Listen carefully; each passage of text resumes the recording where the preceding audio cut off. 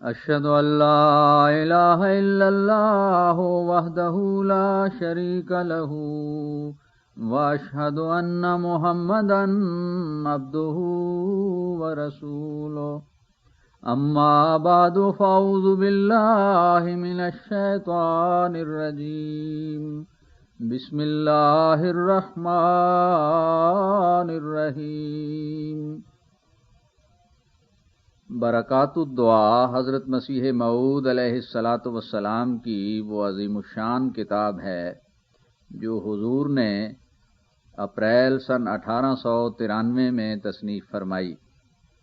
احباب کی خدمت میں اس کتاب کا ایک ایک لفظ پڑھ کر پیش کیا جا رہا ہے۔ نمونہ دعائے مستجاب۔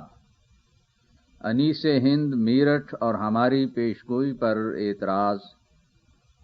اس اخبار کا پرچہ مطبوعہ 25 مارچ سن 1893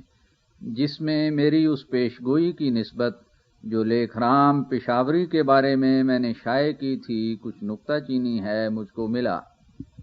مجھے معلوم ہوا ہے کہ بعض اور اخباروں پر بھی یہ کلمۃ الحق شائع گزرا ہے، اور حقیقت میں میرے لیے خوشی کا مقام ہے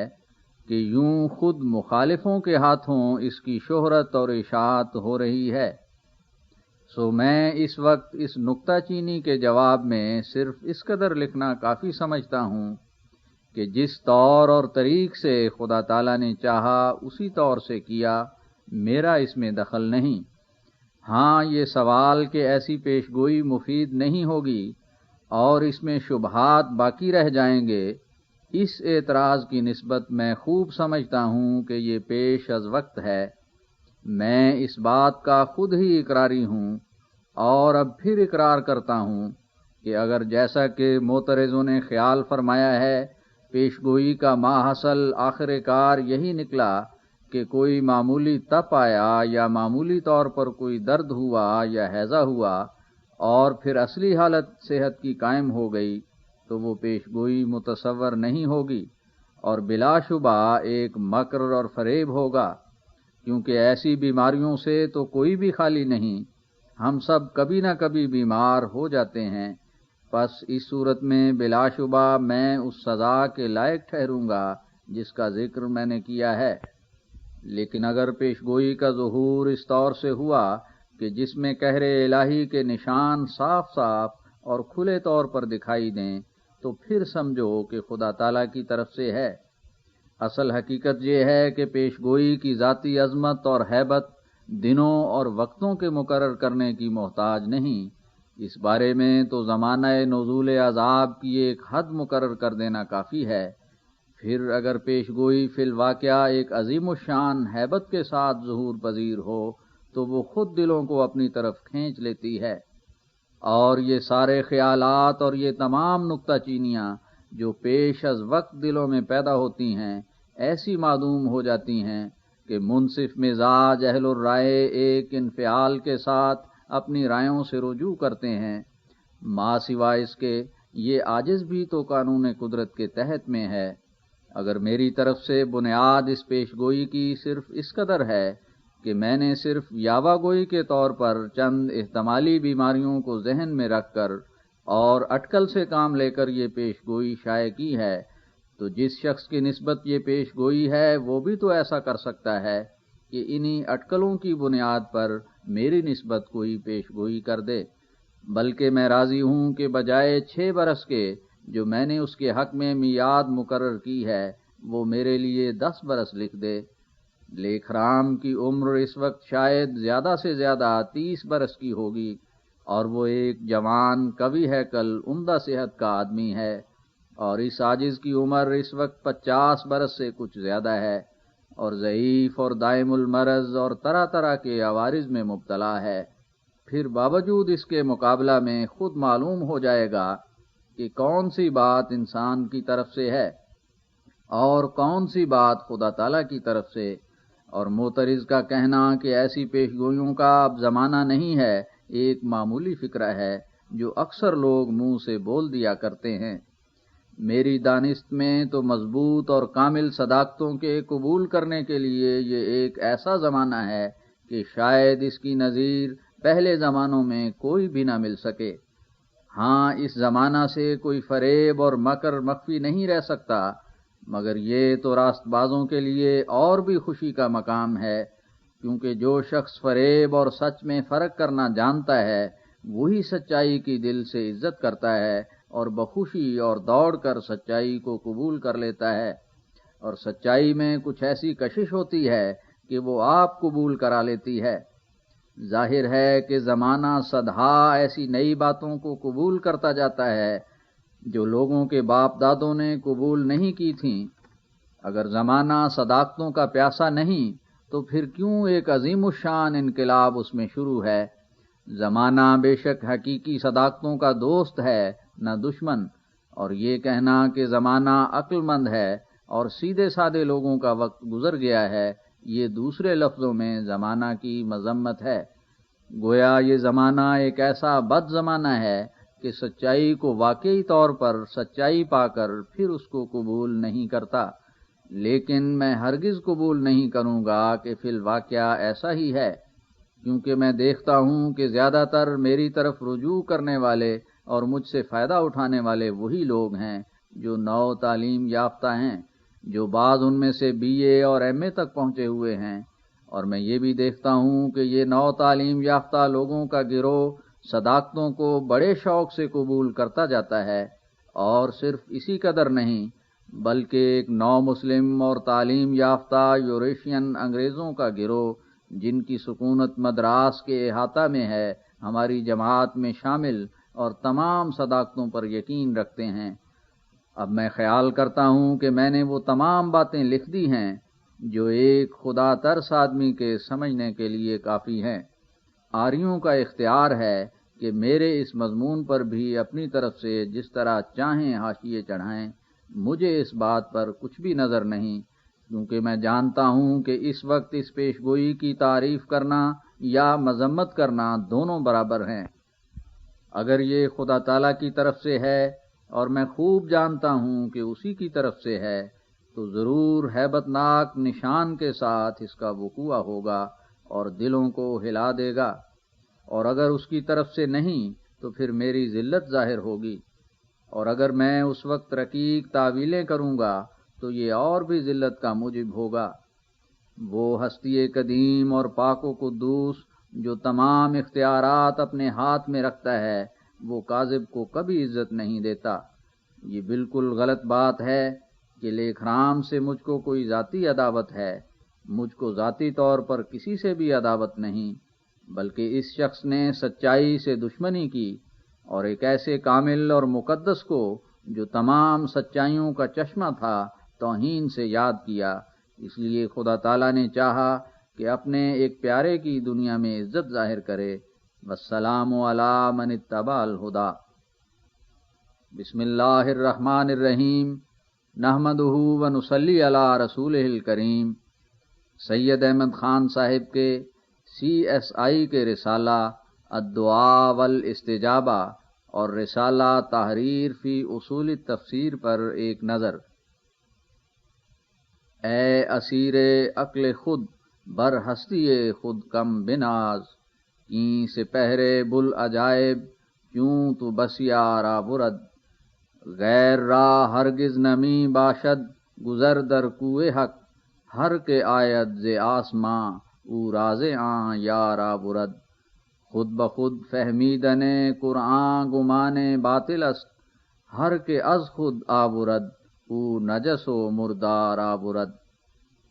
سید صاحب اپنے رسالہ مندرجہ عنوان میں دعا کی نسبت اپنا یہ عقیدہ ظاہر کرتے ہیں کہ استجابت دعا کے یہ معنی نہیں کہ جو کچھ دعا میں مانگا گیا ہے وہ دیا جائے، کیونکہ اگر استجابت دعا کے یہی معنی ہوں کہ وہ سوال بہرحال پورا کر دیا جائے تو دو مشکلیں پیش آتی ہیں۔ اول یہ کہ ہزاروں دعائیں نہایت عاجزی اور اضطراری سے کی جاتی ہیں مگر سوال پورا نہیں ہوتا، جس کے یہ معنی ہوتے ہیں کہ دعا قبول نہیں ہوئی، حالانکہ خدا نے استجابت دعا کا وعدہ کیا ہے۔ دوسری یہ کہ جو امور ہونے والے ہیں وہ مقدر ہیں اور جو نہیں ہونے والے وہ بھی مقدر ہیں، ان مقدرات کے برخلاف ہرگز نہیں ہو سکتا۔ پس اگر استجابت دعا کے معنی سوال کا پورا کرنا قرار دیے جائیں تو خدا کا یہ وعدہ کہ ادعونی استجب لکم ان سوالوں پر جن کا ہونا مقدر نہیں ہے صادق نہیں آ سکتا۔ یعنی ان معنوں کی روح سے یہ عام وعدہ استجابت دعا کا باطل ٹھہرے گا، کیونکہ سوالوں کا وہی حصہ پورا کیا جاتا ہے جس کا پورا کیا جانا مقدر ہے، لیکن استجابت دعا کا وعدہ عام ہے جس میں کوئی بھی استثناء نہیں۔ پھر جس حالت میں بعض آیتیں ظاہر کر رہی ہیں کہ جن چیزوں کا دیا جانا مقدر نہیں وہ ہرگز دی نہیں جاتی، اور بعض آیتوں سے یہ ثابت ہوتا ہے کہ کوئی دعا رد نہیں ہوتی اور سب کی سب قبول کی جاتی ہیں، اور نہ صرف اسی قدر بلکہ یہ بھی ثابت ہوتا ہے کہ خدا تعالیٰ نے تمام دعاؤں کے قبول کرنے کا وعدہ کر لیا ہے، جیسا کہ آیت ادعونی استجب لکم سے ظاہر ہے۔ پھر اس تناقض اور تعارض آیات سے بجوز اس کے کیوں کر مخلصی حاصل ہو کہ استجابت دعا سے عبادت کا قبول کرنا مراد لیا جائے، یعنی یہ معنی کیے جائیں کہ دعا ایک عبادت ہے، اور جب وہ دل سے اور خشوع سے اور خضوع سے کی جائے تو اس کے قبول کرنے کا خدا تعالیٰ نے وعدہ فرمایا ہے۔ پس استجابت دعا کی حقیقت بجوز اس کے اور کچھ نہیں کہ وہ دعا ایک عبادت متصور ہو کر اس پر ثواب مترتب ہوتا ہے۔ ہاں اگر مقدر میں ایک چیز کا ملنا ہے اور اتفاقاً اس کے لیے دعا بھی کی گئی تو وہ چیز مل جاتی ہے، مگر نہ دعا سے بلکہ اس کا ملنا مقدر تھا۔ اور دعا میں بڑا فائدہ یہ ہے کہ جب دعا کرنے کے وقت خدا کی عظمت اور بے انتہا قدرت کا خیال اپنے دل میں جمایا جاتا ہے تو وہ خیال حرکت میں آ کر ان تمام خیالات پر جس سے اضطرار پیدا ہوا ہے غالب ہو جاتا ہے، اور انسان کو صبر اور استقلال پیدا ہو جاتا ہے، اور ایسی کیفیت کا دل میں پیدا ہو جانا لازمہ عبادت ہے، اور یہی دعا کا مستجاب ہونا ہے۔ پھر سید صاحب اپنے رسالہ کے آخر میں لکھتے ہیں کہ جو لوگ حقیقت دعا سے ناواقف اور جو حکمت اس میں ہے اس سے بے خبر ہیں، وہ کہہ سکتے ہیں کہ یہ امر مسلم ہے کہ جو مقدر نہیں ہے وہ نہیں ہونے کا، تو دعا سے کیا فائدہ ہے؟ یعنی جب کہ مقدر بہرحال مل رہے گا خواہ دعا کرو یا نہ کرو، اور جس کا ملنا مقدر نہیں اس کے لیے ہزاروں دعائیں کیے جاؤ کچھ فائدہ نہیں، تو پھر دعا کرنا ایک امر عبث ہے۔ اس کے جواب میں سید صاحب فرماتے ہیں کہ اضطرار کے وقت استمداد کی خواہش رکھنا انسان کی فطرت کا خاصہ ہے، سو انسان اپنے فطرتی خاصہ سے دعا کرتا ہے بلا خیال اس کے کہ وہ ہوگا یا نہیں، اور بمقتضائے اس کی فطرت کے اس کو کہا گیا ہے کہ خدا ہی سے مانگو جو مانگو۔ اس تمام تحریر سے جس کو ہم نے بطور خلاصہ اوپر لکھ دیا ہے ثابت ہوا کہ سید صاحب کا یہ مذہب ہے کہ دعا ذریعہ حصول مقصود نہیں ہو سکتی، اور نہ تحصیل مقاصد کے لیے اس کا کچھ اثر ہے، اور اگر دعا کرنے سے کسی دائی کا فقط یہی مقصد ہو کہ بذریعہ دعا کوئی سوال پورا ہو جائے تو یہ خیال عبث ہے، کیونکہ جس امر کا ہونا مقدر ہے اس کے لیے دعا کی حاجت نہیں، اور جس کا ہونا مقدر نہیں ہے اس کے لیے تضرع و ابتحال بے فائدہ ہے۔ غرض اس تقریر سے بتمام تر صفائی کھل گیا کہ سید صاحب کا یہی عقیدہ ہے کہ دعا صرف عبادت کے لیے موضوع ہے، اور اس کو کسی دنیاوی مطلب کے حصول کا ذریعہ قرار دینا دم خام ہے۔ اب واضح ہو کہ سید صاحب کو قرآنی آیات کے سمجھنے میں سخت دھوکہ لگا ہوا ہے، مگر ہم انشاءاللہ تعالی اس دھوکے کی کیفیت کو اس مضمون کے آخر میں بیان کریں گے۔ اس وقت ہم نہایت افسوس سے یہ ظاہر کرتے ہیں کہ اگر سید صاحب قرآن کریم کے سمجھنے میں فہم رسا نہیں رکھتے تھے تو کیا وہ قانون قدرت بھی جس کی پیروی کا وہ دم مارتے ہیں اور جس کو وہ خدا تعالیٰ کی فعلی ہدایت اور قرآن کریم کے اسرار غامضہ کا مفسر قرار دیتے ہیں، اس مضمون کے لکھنے کے وقت ان کی نظر سے غائب تھا؟ کیا سید صاحب کو معلوم نہیں کہ اگرچہ دنیا کی کوئی خیر و شر مقدر سے خالی نہیں، تاہم قدرت نے اس کے حصول کے لیے ایسے اسباب مقرر کر رکھے ہیں جن کے صحیح اور سچے اثر میں کسی عقل مند کو کلام نہیں۔ مثلاً اگرچہ مقدر پر لحاظ کر کے دوا کا کرنا نہ کرنا در حقیقت ایسا ہی ہے جیسا کہ دعا یا ترک دعا، مگر کیا سید صاحب یہ رائے ظاہر کر سکتے ہیں کہ مثلاً علم طب سراسر باطل ہے اور حکیم حقیقی نے دعاؤں میں کچھ بھی اثر نہیں رکھا؟ پھر اگر سید صاحب باوجود ایمان بالتقدیر کے اس بات کے بھی قائل ہیں کہ دوائیں بھی اثر سے خالی نہیں، تو پھر کیوں خدا تعالیٰ کے یکساں اور متشابہ قانون میں فتنہ اور تفریق ڈالتے ہیں؟ کیا سید صاحب کا یہ مذہب ہے کہ خدا تعالیٰ اس بات پر تو قادر تھا کہ تربد اور سکمونیا اور ثنا اور حب الملوک میں تو ایسا کبھی اثر رکھ دے کہ ان کی پوری خوراک کھانے کے ساتھ ہی دست چھوٹ جائیں، یا مثلاً سم الفار اور بیش اور دوسری حلاحل زہروں میں وہ غضب کی تاثیر ڈال دی کہ ان کا کامل قدر شربت چند منٹوں میں ہی اس جہان سے رخصت کر دے، لیکن اپنے برگزیدوں کی توجہ اور عقد ہمت اور تضرع کی بھری ہوئی دعاؤں کو فقط مردہ کی طرح رہنے دے جن میں ایک ذرہ بھی اثر نہ ہو؟ کیا یہ ممکن ہے کہ نظام الہی میں اختلاف ہو اور وہ ارادہ جو خدا تعالیٰ نے دعاؤں میں اپنے بندوں کی بھلائی کے لیے کیا تھا وہ دعاؤں میں مرئی نہ ہو؟ نہیں، ہرگز نہیں، بلکہ خود سید صاحب دعاؤں کی حقیقی فلسفی سے بے خبر ہیں اور ان کی اعلیٰ تاثیروں پر ذاتی تجربہ نہیں رکھتے، اور ان کی ایسی مثال ہے جیسے کوئی ایک مدت تک ایک پرانی اور سال خوردہ اور مسلوب القوا دوا کو استعمال کرے اور پھر اس کو بے اثر پا کر اس دوا پر عام حکم لگاوے کہ اس میں کچھ بھی تاثیر نہیں۔ افسوس صد افسوس کہ سید صاحب باوجود کہ پیرانہ سالی تک پہنچ گئے، مگر اب تک ان پر یہ سلسلہ نظام قدرت مخفی رہا کہ کیوں کر قضاء و قدر کو اسباب سے وابستہ کر دیا گیا ہے، اور کس قدر یہ سلسلہ اسباب اور مسببات کا باہم گہرے اور لازمی تعلقات رکھتا ہے، اور یہی وجہ ہے کہ وہ اس دھوکے میں پھنس گئے کہ انہوں نے خیال کر لیا کہ گویا بغیر ان اسباب کے جو قدرت نے روحانی اور جسمانی طور پر مقرر کر رکھے ہیں کوئی چیز ظہور پذیر ہو سکتی ہے۔ یوں تو دنیا میں کوئی چیز بھی مقدر سے خالی نہیں، مثلاً جو انسان آگ اور پانی اور ہوا اور مٹی اور اناج اور نباتات اور حیوانات اور جمادات وغیرہ سے فائدہ اٹھاتا ہے وہ سب مقدرات ہی ہیں، لیکن اگر کوئی نادان ایسا خیال کر لے کہ بغیر ان تمام اسباب کے جو خدا تعالیٰ نے مقرر کر رکھے ہیں اور بغیر ان راہوں کے جو قدرت نے معین کر دی ہیں ایک چیز بغیر توسط جسمانی یا روحانی وسائل کے حاصل ہو سکتی ہے، تو ایسا شخص گویا خدا تعالیٰ کی حکمت کو باطل کرنا چاہتا ہے۔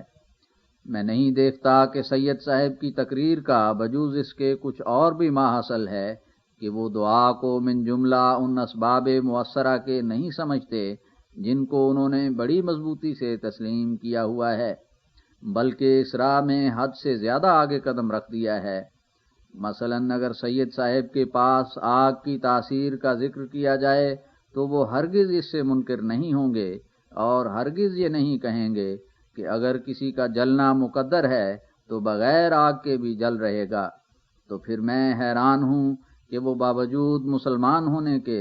دعا کی تاثیروں سے جو آگ کی طرح کبھی اندھیرے کو روشن کر دیتی ہیں اور کبھی گستاخ دست انداز کا ہاتھ جلا دیتی ہیں کیوں منکر ہیں؟ کیا ان کو دعاؤں کے وقت تقدیر یاد آ جاتی ہے اور جب آگ وغیرہ کا ذکر کریں تو پھر تقدیر بھول جاتی ہے؟ کیا ان دونوں چیزوں پر ایک ہی تقدیر حاوی نہیں ہے؟ پھر جس حالت میں باوجود تقدیر ماننے کے وہ اسباب مؤثرہ کو اس شدت سے مانتے ہیں کہ اس کے غلوب میں وہ بدنام بھی ہو گئے، تو پھر اس کا کیا موجب ہے کہ وہ نظام قدرت جس کو وہ تسلیم کر چکے ہیں دعا میں ان کو یاد نہیں رہا؟ یہاں تک کہ مکھی میں تو کچھ تاثیر ہے مگر دعا میں اتنی بھی نہیں۔ پس اصل حقیقت یہ ہے کہ وہ اس کوچہ سے بے خبر ہیں اور نہ ذاتی تجربہ اور نہ تجربہ والوں کی ان کو صحبت ہے۔ اب ہم فائدہ عام کے لیے کچھ استجابت دعا کی حقیقت ظاہر کرتے ہیں، سو واضح ہو کہ استجابت دعا کا مسئلہ در حقیقت دعا کے مسئلہ کی ایک فرع ہے، اور یہ قاعدہ کی بات ہے کہ جس شخص نے اصل کو سمجھا ہوا نہیں ہوتا اس کو فرع کے سمجھنے میں پیچیدگیاں واقع ہوتی ہیں اور دھوکے لگتے ہیں۔ پس یہی سبب سید کی غلط فہمی کا ہے، اور دعا کی ماہیت یہ ہے کہ ایک سعید بندہ اور اس کے رب میں ایک تعلق جاذبہ ہے، یعنی پہلے خدا تعالیٰ کی رحمانیت بندہ کو اپنی طرف کھینچتی ہے، پھر بندہ کے صدق کی کششوں سے خدا تعالیٰ اس سے نزدیک ہو جاتا ہے، اور دعا کی حالت میں وہ تعلق ایک خاص مقام پر پہنچ کر اپنے خواص عجیبہ پیدا کرتا ہے۔ سو جس وقت بندہ کسی سخت مشکل میں مبتلا ہو کر خدا تعالیٰ کی طرف کامل یقین اور کامل امید اور کامل محبت اور کامل وفاداری اور کامل ہمت کے ساتھ جھکتا ہے اور نہایت درجہ کا بیدار ہو کر غفلت کے پردوں کو چیرتا ہوا فنا کے میدانوں میں آگے سے آگے نکل جاتا ہے، پھر آگے کیا دیکھتا ہے کہ بارگاہ الوہیت ہے اور اس کے ساتھ کوئی شریک نہیں، تب اس کی روح اس آستانہ پر سر رکھ دیتی ہے، اور قوت جذب جو اس کے اندر رکھی گئی ہے وہ خدا تعالیٰ کی عنایات کو اپنی طرف کھینچتی ہے۔ تب اللہ جل شانہ اس کام کے پورا کرنے کی طرف متوجہ ہوتا ہے، اور اس دعا کا اثر ان تمام مبادی اسباب پر ڈالتا ہے جن سے ایسے اسباب پیدا ہوتے ہیں جو اس مطلب کے حاصل ہونے کے لیے ضروری ہیں۔ مثلاً اگر بارش کے لیے دعا ہے تو بعد استجابت دعا کے وہ اسباب طبیعہ جو بارش کے لیے ضروری ہوتے ہیں اس دعا کے اثر سے پیدا کیے جاتے ہیں، اور اگر قحط کے لیے بد دعا ہے تو قادر مطلق مخالفانہ اسباب کو پیدا کر دیتا ہے۔ اسی وجہ سے یہ بات ارباب کشف اور کمال کے نزدیک بڑے بڑے تجارب سے ثابت ہو چکی ہے کہ کامل کی دعا میں ایک قوت تکوین پیدا ہو جاتی ہے، یعنی باذن ہی تعالی وہ دعا عالم سفلی اور علوی میں تصرف کرتی ہے اور عناصر اور اجرام فلکی اور انسانوں کے دلوں کو اس طرف لے آتی ہے جو طرف معید مطلوب ہے۔ خدا تعالیٰ کی پاک کتابوں میں اس کی نظیریں کچھ کم نہیں ہیں،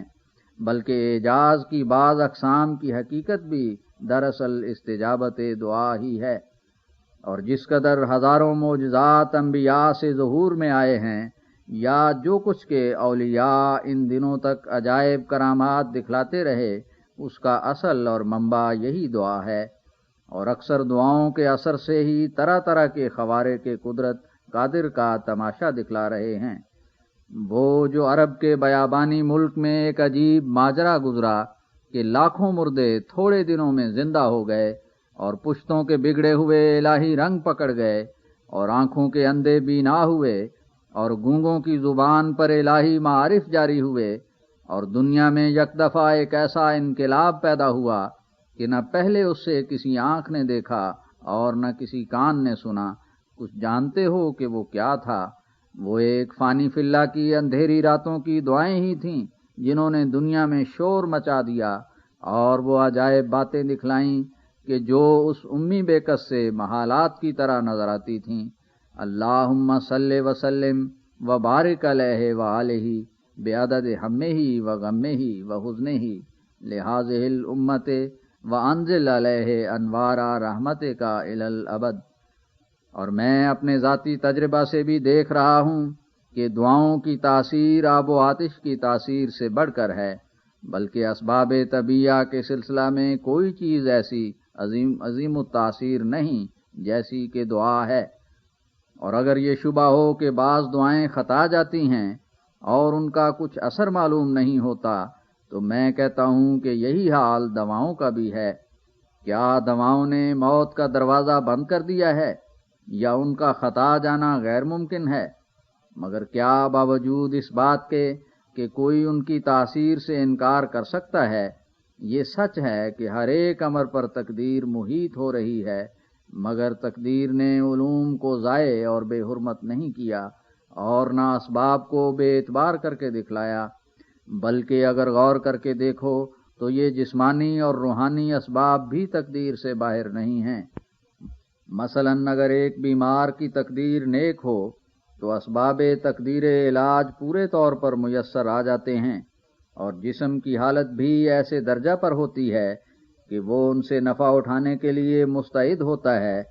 تب دوا نشانہ کی طرح جا کر اثر کرتی ہے۔ یہی قاعدہ دعا کا بھی ہے، یعنی دعا کے لیے بھی تمام اسباب و شرائط قبولیت اسی جگہ جمع ہوتے ہیں جہاں ارادہ الہی اس کے قبول کرنے کا ہے۔ خدا تعالیٰ نے اپنے نظام جسمانی اور روحانی کو ایک ہی سلسلہ مؤثرات اور متاثرات میں باندھ رکھا ہے۔ پس سید صاحب کی سخت غلطی ہے کہ وہ نظام جسمانی کا تو اقرار کرتے ہیں مگر نظام روحانی سے منکر ہو بیٹھے ہیں۔ بالآخر میں یہ کہنا ضروری سمجھتا ہوں کہ اگر سید صاحب اپنے اس غلط خیال سے توبہ نہ کریں اور یہ کہیں کہ دعاؤں کے اثر کا ثبوت کیا ہے، تو میں ایسی غلطیوں کے نکالنے کے لیے مامور ہوں۔ میں وعدہ کرتا ہوں کہ اپنی بعض دعاؤں کی قبولیت سے پیش از وقت سید صاحب کو اطلاع دوں گا، اور نہ صرف اطلاع بلکہ چھپوا دوں گا، مگر سید صاحب ساتھ ہی یہ بھی اقرار کریں کہ وہ بات ثابت ہو جانے میرے دعویٰ کے اپنے اس خیال سے رجوع کریں گے۔ سید صاحب کا یہ قول ہے کہ گویا قرآن کریم میں خدا تعالیٰ نے تمام دعاؤں کے قبول کرنے کا وعدہ فرمایا ہے، حالانکہ تمام دعائیں قبول نہیں ہوتیں۔ یہ ان کی سخت غلط فہمی ہے، اور یہ آیت ادعونی استجب لکم ان کے مدعا کو کچھ بھی فائدہ نہیں پہنچا سکتی، کیونکہ یہ دعا جو آیت ادعونی استجب لکم میں بطور امر کے بجا لانے کے لیے فرمائی گئی ہے، اس سے مراد معمولی دعائیں نہیں ہیں، بلکہ وہ عبادت ہے جو انسان پر فرض کی گئی ہے، کیونکہ امر کا صیغہ یہاں فرضیت پر دلالت کرتا ہے، اور ظاہر ہے کہ کل دعائیں فرض میں داخل نہیں ہیں، بلکہ بعض جگہ اللہ جل شانہ نے صابرین کی تعریف کی ہے جو انا للہ پر کفایت کرتے ہیں۔ اور اس دعا کی فرضیت پر بڑا قرینہ یہ ہے کہ صرف امر پر ہی کفایت نہیں کی گئی، بلکہ اس کو عبادت کے لفظ سے یاد کر کے بحالت نافرمانی عذاب جہنم کی وعید اس کے ساتھ لگا دی گئی ہے، اور ظاہر ہے کہ دوسری دعاؤں میں یہ وعید نہیں، بلکہ بعض اوقات انبیاء علیہم الصلاۃ والسلام کو دعا مانگنے پر زجر و توبیخ کی گئی ہے، چنانچہ انی اعوذک ان تکون من الجاہلین اس پر شاہد ہے۔ اس سے صاف ظاہر ہے کہ اگر ہر دعا عبادت ہوتی تو حضرت نوح علیہ السلام کو لا تسألنے کا تازیانہ کیوں لگایا جاتا ہے؟ اور بعض اوقات اولیاء اور انبیاء دعا کرنے کو سوء ادب سمجھتے رہے ہیں، اور صلحاء نے ایسی دعاؤں میں استفتاء قلب پر عمل کیا ہے، یعنی اگر مصیبت کے وقت دل نے دعا کرنے کا فتویٰ دیا تو دعا کی طرف متوجہ ہوئے، اور اگر صبر کے لیے فتویٰ دیا تو پھر صبر کیا اور دعا سے منہ پھیر لیا۔ ماں سوا اس کے اللہ تعالیٰ نے دوسری دعاؤں میں قبول کرنے کا وعدہ نہیں کیا، بلکہ صاف فرما دیا ہے کہ چاہوں تو قبول کروں اور چاہوں تو رد کروں، جیسا کہ یہ آیت قرآن کی صاف بتلا رہی ہے، اور وہ یہ ہے بل ایاہ تدعونا فیکشف ما تدعون الیہ ان شاء۔ اور اگر ہم تنزلاً مان بھی لیں کہ اس مقام میں لفظ ادعو سے عام طور پر دعا ہی مراد ہے، تو ہم اس بات کے ماننے سے چارہ نہیں دیکھتے کہ یہاں دعا سے وہ دعا مراد ہے جو بجمیع شرائط ہو، اور تمام شرائط کو جمع کر لینا انسان کے اختیار میں نہیں جب تک توفیق ازلی یاور نہ ہو۔ اور یہ بھی یاد رہے کہ دعا کرنے میں صرف تضرع کافی نہیں ہے، بلکہ تقویٰ اور طہارت اور راست گوئی اور کامل یقین اور کامل محبت اور کامل توجہ، اور یہ کہ جو شخص اپنے لیے دعا کرتا ہے یا جس کے لیے دعا کی گئی ہے، اس کی دنیا اور آخرت کے لیے اس بات کا حاصل ہونا خلاف مصلحت الہی بھی نہ ہو، کیونکہ بسا اوقات دعا میں اور شرائط تو سب جمع ہو جاتے ہیں، مگر جس چیز کو مانگا گیا ہے وہ عند اللہ سائل کے لیے خلاف مصلحت الہی ہوتی ہے، اور اس کے پورا کرنے میں خیر نہیں ہوتی۔ مثلاً اگر کسی ماں کا پیارا بچہ بہت الہا اور رونے سے یہ چاہے کہ وہ آگ کا ٹکڑا یا سانپ کا بچہ اس کے ہاتھ میں پکڑا دے، یا ایک زہر جو بظاہر خوبصورت معلوم ہوتی ہے اس کو کھلا دے، تو یہ سوال اس بچہ کا ہرگز اس کی ماں پورا نہ کرے گی، اور اگر پورا کر دے وے اور اتفاقاً بچہ کی جان بچ جاوے لیکن کوئی عضو اس کا بیکار ہو جاوے، تو بلوغ کے بعد وہ بچہ اپنی اس احمق والدہ کا سخت شاکی ہوگا۔ اور بجوز اس کے اور بھی کئی شرائط ہیں کہ جب تک وہ تمام جمع نہ ہوں اس وقت تک دعا کو دعا نہیں کہہ سکتے، اور جب تک کسی دعا میں پوری روحانیت داخل نہ ہو، اور جس کے لیے دعا کی گئی ہے اور جو دعا کرتا ہے ان میں استعداد قریبہ پیدا نہ ہو، تب تک توقع اثر دعا امید موہوم ہے، اور جب تک ارادہ الہی قبولیت دعا کے متعلق نہیں ہوتا تب تک یہ تمام شرائط جمع نہیں ہوتیں اور ہمتیں پوری توجہ سے قاصر رہتی ہیں۔ سید صاحب اس بات کو بھی مانتے ہیں کہ دار آخرت کی سعادتیں اور نعمتیں اور لذتیں اور راحتیں جن کی نجات سے تعبیر کی گئی ہے ایمان اور ایمانی دعاؤں کا نتیجہ ہیں۔ پھر جب کہ یہ حال ہے تو سید صاحب کو ماننا پڑا کہ بلا شبہ ایک مومن کی دعائیں اپنے اندر اثر رکھتی ہیں اور آفات کے دور ہونے اور مرادات کے حاصل ہونے کا موجب ہو جاتی ہیں، کیونکہ اگر موجب نہیں ہو سکتی تو پھر کیا وجہ کہ قیامت میں موجب ہو جائیں گی۔ سوچو اور خوب سوچو کہ اگر در حقیقت دعا ایک بے تاثیر چیز ہے اور دنیا میں کسی آفت کے دور ہونے کا موجب نہیں ہو سکتی تو کیا وجہ کہ قیامت کو موجب ہو جائے گی۔ یہ بات تو نہایت صاف ہے کہ اگر ہماری دعاؤں میں آفات سے بچنے کے لیے در حقیقت کوئی تاثیر ہے تو وہ تاثیر اس دنیا میں بھی ظاہر ہونی چاہیے، تا ہمارا یقین بڑھے اور امید بڑھے، اور تا آخرت کی نجات کے لیے ہم زیادہ سرگرمی سے دعائیں کریں۔ اور اگر در حقیقت دعا کچھ چیز نہیں، صرف پیشانی کا نوشتہ پیش آنا ہے، تو جیسا دنیا کی آفات کے لیے بقول سید صاحب کے دعا عبث ہے، اسی طرح آخرت کے لیے بھی عبث ہوگی، اور اس پر امید رکھنا طمع خام۔ اب میں اس بارے میں زیادہ لکھنا نہیں چاہتا، کیونکہ ناظرین با انصاف میرے اس بیان کو غور سے پڑھ کر سمجھ سکتے ہیں کہ میں نے سید صاحب کی غلط فہمی کا ثبوت کافی دے دیا۔ ماں سوائے اس کے اگر سید صاحب اب بھی اپنی ہٹ دھرمی سے باز نہ آویں تو ایک دوسرا طریق بھی ان پر حجت پورا کرنے کے لیے لکھا گیا ہے۔ اگر وہ طالب حق ہوں گے تو اعراض نہیں کریں گے، اور سید صاحب کی دوسری کتاب جس کا نام تحریر فی اصول تفسیر ہے، ان کی اس کتاب سے بالکل مناقض اور مغائر پڑی ہوئی ہے، گویا سید صاحب نے کسی مدہوشی کی حالت میں یہ دونوں رسالے لکھے ہیں، کیونکہ سید صاحب استجابت دعا کے رسالے میں تو تقدیر کو مقدم رکھتے ہیں اور اسباب عادیہ کو گویا ہیچ خیال کرتے ہیں، اور اسی بنا پر استجابت دعا سے انکار کرتے ہیں، کیونکہ دعا من جملہ اسباب عادیہ کے ہے جس پر 1,00,000 سے زیادہ نبی اور کئی کروڑ ولی گواہی دیتا چلا آیا ہے۔ حضور حاشیہ میں فرماتے ہیں، قطب ربانی و غوث سبحانی سید عبد القادر جیلانی رضی اللہ عنہ نے جس قدر اپنی کتاب فتوح الغیب میں کامل کی توجہ اور دعا کا اثر اپنے تجارب کی روح سے لکھا ہے، ہم عام فائدہ کے لیے وہ عبارتیں ما ترجمہ ذیل میں لکھتے ہیں۔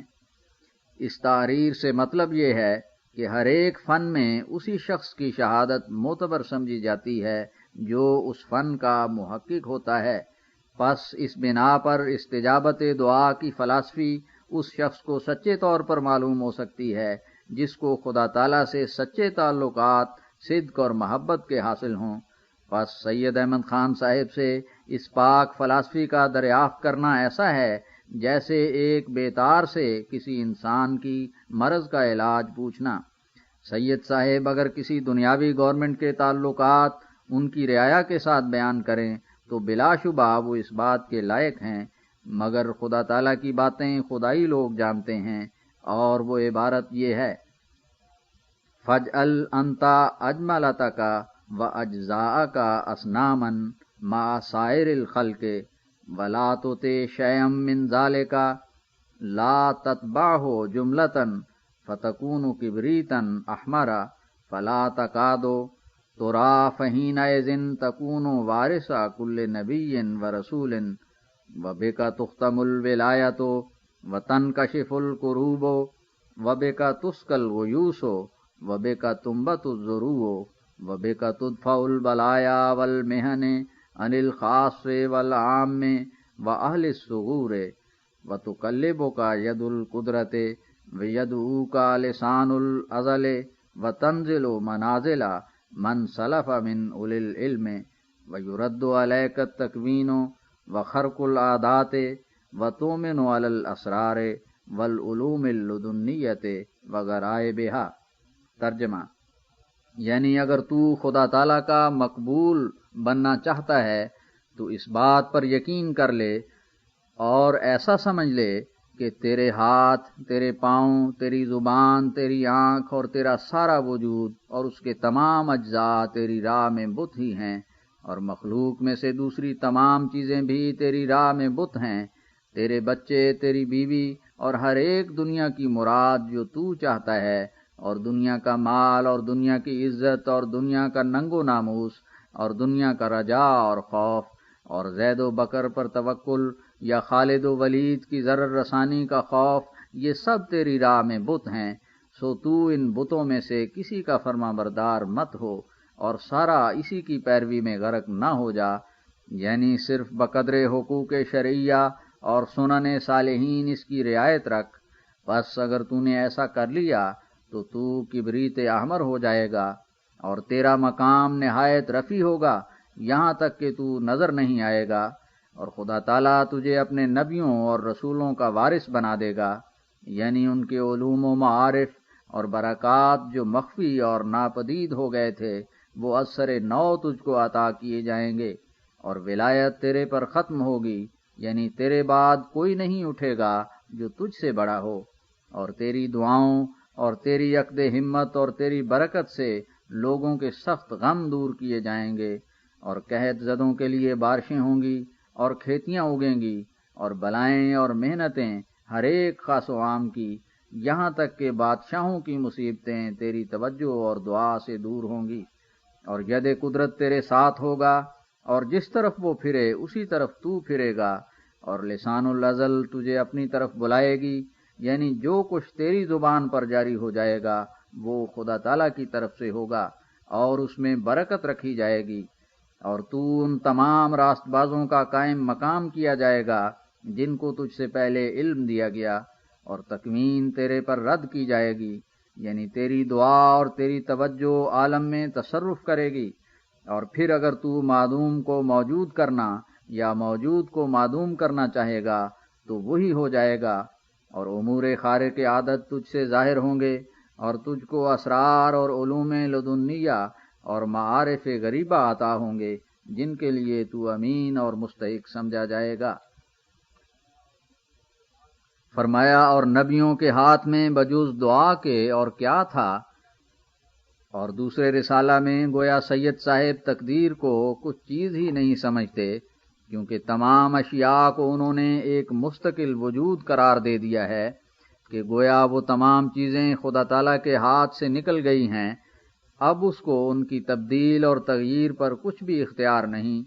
اور گویا اس کی خدائی فقط ایک تنگ دائرہ میں محدود ہے، اور اس کے قادرانہ تصرفات آگے نہیں بلکہ پیچھے رہ گئے ہیں، اور جو اشیاء پر حالت وارد ہے وہ اس کی تقدیر نہیں بلکہ اب وہ مخلوقات کی ایک ذاتی خاصیت ہے جو قابل تغیر و تبدیل نہیں،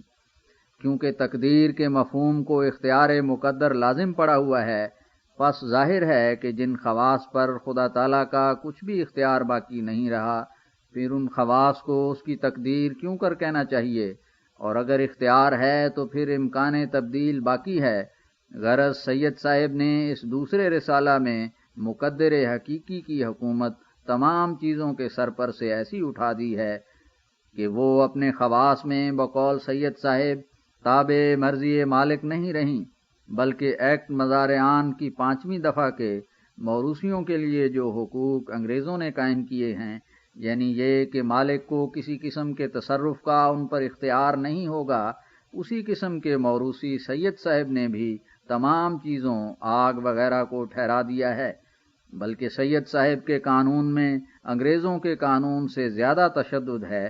کیونکہ انگریزوں نے 5ویں دفعہ کے موروثی کے اخراج کے لیے ایک صورت قائم بھی کر دی ہے، اور وہ یہ کہ جب موروثی 1 سال تک لگانے واجب کا ایک حصہ خواہ 2 آنا بھی ہوں ادا نہ کرے تو خارج ہو سکتا ہے، مگر سید صاحب نے تو ہر حال میں حقوق مالک کو تلف کر دیا، اور یہ ظلم عظیم ہے۔ اور سید صاحب نے جو اپنے دوست حریف سے تفسیر قرآن کریم کا معیار مانگا ہے، سو میں نے مناسب سمجھا کہ اس جگہ بھی سید صاحب کی کسی قدر میں ہی خدمت کر دوں، کیونکہ بھولے کو راہ بتانا سب سے پہلے میرا فرض ہے، سو جاننا چاہیے۔ سب سے اول معیار تفسیر صحیح کا شواہد قرآنی ہیں۔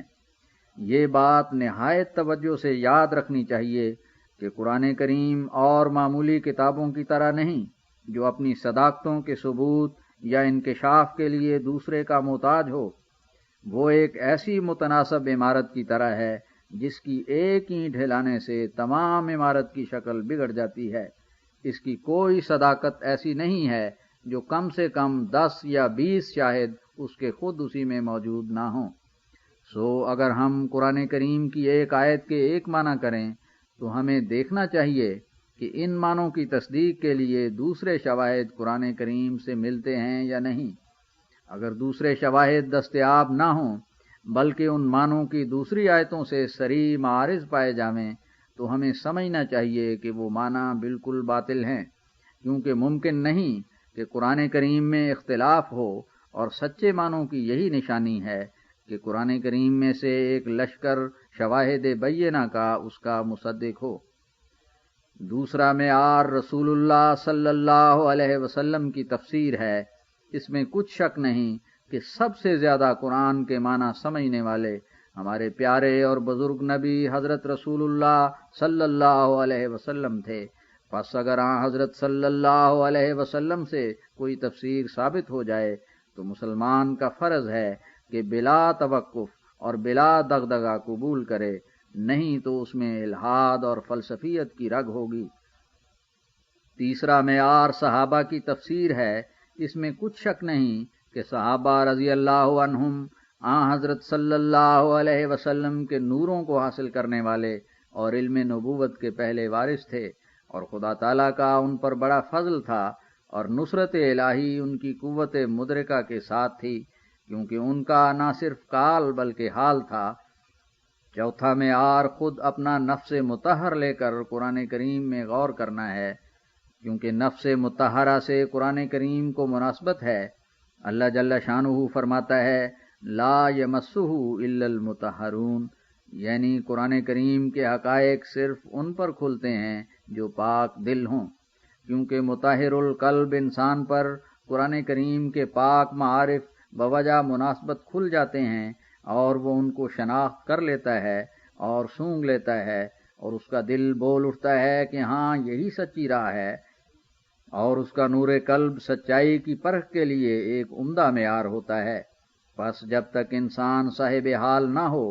اور اس تنگ راہ سے گزرنے والا نہ ہو جس سے انبیاء علیہم السلام گزرے ہیں، تب تک مناسب ہے کہ گستاخی اور تکبر کی جہت سے مفسر قرآن نہ بن بیٹھے، ورنہ وہ تفسیر بالرائے ہوگی جس سے نبی علیہ السلام نے منع فرمایا ہے،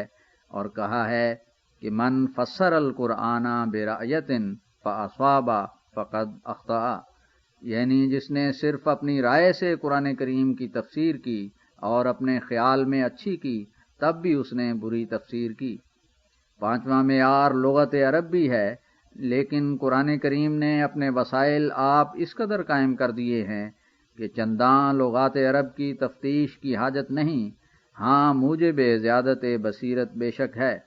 بلکہ بعض اوقات قرآن کریم کے اسرار مخفیہ کی طرف لغت کھودنے سے توجہ پیدا ہو جاتی ہے اور ایک بھید کی بات نکل آتی ہے۔ چھٹا معیار روحانی سلسلہ کے سمجھنے کے لیے سلسلہ جسمانی ہے، کیونکہ خداوند تعالیٰ کے دونوں سلسلوں میں بکلی تطابق ہے۔ 7واں معیار وحی ولایت اور مکاشفات محدثین ہیں۔ حضور حاشیے میں فرماتے ہیں، سید صاحب نے اپنی کتاب میں وحی کو معیار صداقت نہیں ٹھہرایا اور نہ ٹھہرانا چاہتے ہیں۔ اس کی وجہ یہ معلوم ہوتی ہے کہ وحی کو خواہ وہ وحی نبوت ہو یا وحی ولایت نظر عزت سے نہیں دیکھتے، بلکہ اس کو صرف ملکہ فطرت خیال کرتے ہیں۔ سو ان کی رائے کی نسبت بھی اس جگہ کسی قدر بیان کرنا قرین مصلحت ہے۔ سو واضح ہو کہ سید صاحب کی یہ بڑی غلطی اور سخت فتنہ انداز اور حق سے دور ڈالنے والی رائے ہے کہ وحی اللہ کو صرف ملکہ فطرت خیال کرتے ہیں۔ یہ بات ظاہر ہے کہ انسان کی فطرت میں کئی قسم کے ملکات ہوتے ہیں، اور تمام ملکات اس قسم کے ہیں کہ ایک کی طرز اور وضع دوسرے کی طرز اور وضع پر شاہد ہے۔ مثلا بعض کی فطرت علم حساب اور ہندسہ سے ایک مناسبت رکھتی ہے، اور بعض کی علم طب سے، اور بعض کی علم منطق اور کلام سے، لیکن خود بخود یہ استعداد مخفیہ کسی کو محاسب اور مہندس یا طبیب اور منطقی نہیں بنا سکتی، بلکہ ایسا شخص تعلیمی استاد کا محتاج ہوتا ہے، اور پھر دانا استاد جب اس شخص کی طبیعت کو ایک خاص علم سے مناسبت دیکھتا ہے تو اس کے پڑھنے کی اس کو رغبت دیتا ہے۔ اس کے مناسب یہ شعر ہے کہ ہر کسیرا بہر کارے ساختند، میل تبش اندراں انداختند۔ اس تعلیم یابی کے بعد وہ ملکہ جو تخم کی طرح چھپا ہوا تھا بھڑک اٹھتا ہے، اور طرح طرح کی باریکیاں اس علم کی اس کو سوجھتی ہیں، اور جو کچھ اس فن کے متعلق نئے نئے امور من جانب اللہ اس کے دل میں پیدا ہوتے ہیں، اگر ان کا الہام اور القاء نام رکھیں تو کچھ بعید نہیں ہوتا، کیونکہ بلا شبہ وہ تمام عمدہ باتیں جن سے انسانوں کو نفع پہنچتا ہے خدا تعالیٰ کی طرف سے دل میں ڈالی جاتی ہیں، جیسا کہ اللہ جل شانہ بھی در حقیقت اسی کی طرف اشارہ فرما کر کہتا ہے، فَأَلْهَمَهَا فُجُورَهَا وَتَقْوَاهَا، یعنی بری باتیں اور نیک باتیں جو انسانوں کے دلوں میں پڑتی ہیں وہ خدا تعالیٰ کی طرف سے ہی الہام ہوتی ہیں۔ اچھا آدمی اپنی اچھی طبیعت کی وجہ سے اس لائق ہوتا ہے کہ اچھی باتیں اس کے دل میں پڑیں، اور برا آدمی اپنی بری طبیعت کی وجہ سے اس لائق ٹھہرتا ہے کہ برے خیالات اور بد اندیشی کی تجویزیں اس کے دل میں پیدا ہوتی رہیں، اور در حقیقت نیک انسان اس قسم کے الہامات کے حاصل کرنے کے لیے فطرتاً ایک نیک ملکہ اپنے اندر رکھتا ہے، اور برا انسان فطرتاً ایک برا ملکہ رکھتا ہے۔ چنانچہ اسی ملکہ فطرتی کی وجہ سے بہت سے لوگ اچھی اور بری تالیفیں اور پاک اور ناپاک ملفوظات اپنی یادگار چھوڑ گئے ہیں۔ مگر سوال یہ ہے کہ کیا انبیاء کی وحی کی بھی یہی حقیقت ہے کہ وہ بھی در حقیقت ایک ملکہ فطرت ہے جو اس قسم کے القاء سے فیض یاب ہوتا رہتا ہے، جس کی تفصیل ابھی بیان ہوئی ہے؟ اگر صرف اتنی ہی بات ہے تو حقیقت معلوم شد، کیونکہ انبیاء کی وحی کو صرف ایک ملکہ فطرت قرار دے کر پھر انبیاء اور اسی قسم کے دوسرے لوگوں میں مابہل امتیاز قائم کرنا نہایت مشکل ہے۔ شاید سید صاحب اس جگہ یہ فرمائیں کہ ہم وحی مطلوب کے قائل ہیں، یعنی قرآن کریم بالفاظ وحی ہے، مگر میں سید صاحب کی اس حکمت عملی کو خوب سمجھتا ہوں۔ وہ اس وحی مطلوب کے ہرگز قائل نہیں جس کے ہم لوگ قائل ہیں۔ ظاہر ہے کہ یوں تو کوئی القاء الفاظ کے بغیر نہیں ہوتا، اور ایسے معانی جو الفاظ سے مجرد ہوں ذہن میں آ ہی نہیں سکتے، لیکن پھر خود قرآن اور حدیث رسول اللہ صلی اللہ علیہ وسلم میں بھی ایک فرق ہے، اور اسی فرق کی بنا پر حدیث کے الفاظ کو اس چشمہ سے نکلا ہوا قرار نہیں دیتے جس چشمہ سے قرآن کے الفاظ نکلے ہیں۔ گو عام القاء اور الہام کا مفہوم مد نظر رکھ کر حدیث کے الفاظ بھی من جانب اللہ ہیں۔ چنانچہ آیت وما ینطق عن الہویٰ ان ہوا الا وحی یوحا۔ النجم آیت 4 اس پر شہادت دے رہی ہے۔ یہ بات تو ہم دوبارہ یاد دلا دیتے ہیں کہ گو کسی قسم کا القاء ہو، الفاظ ہمیشہ ساتھ ہوں گے۔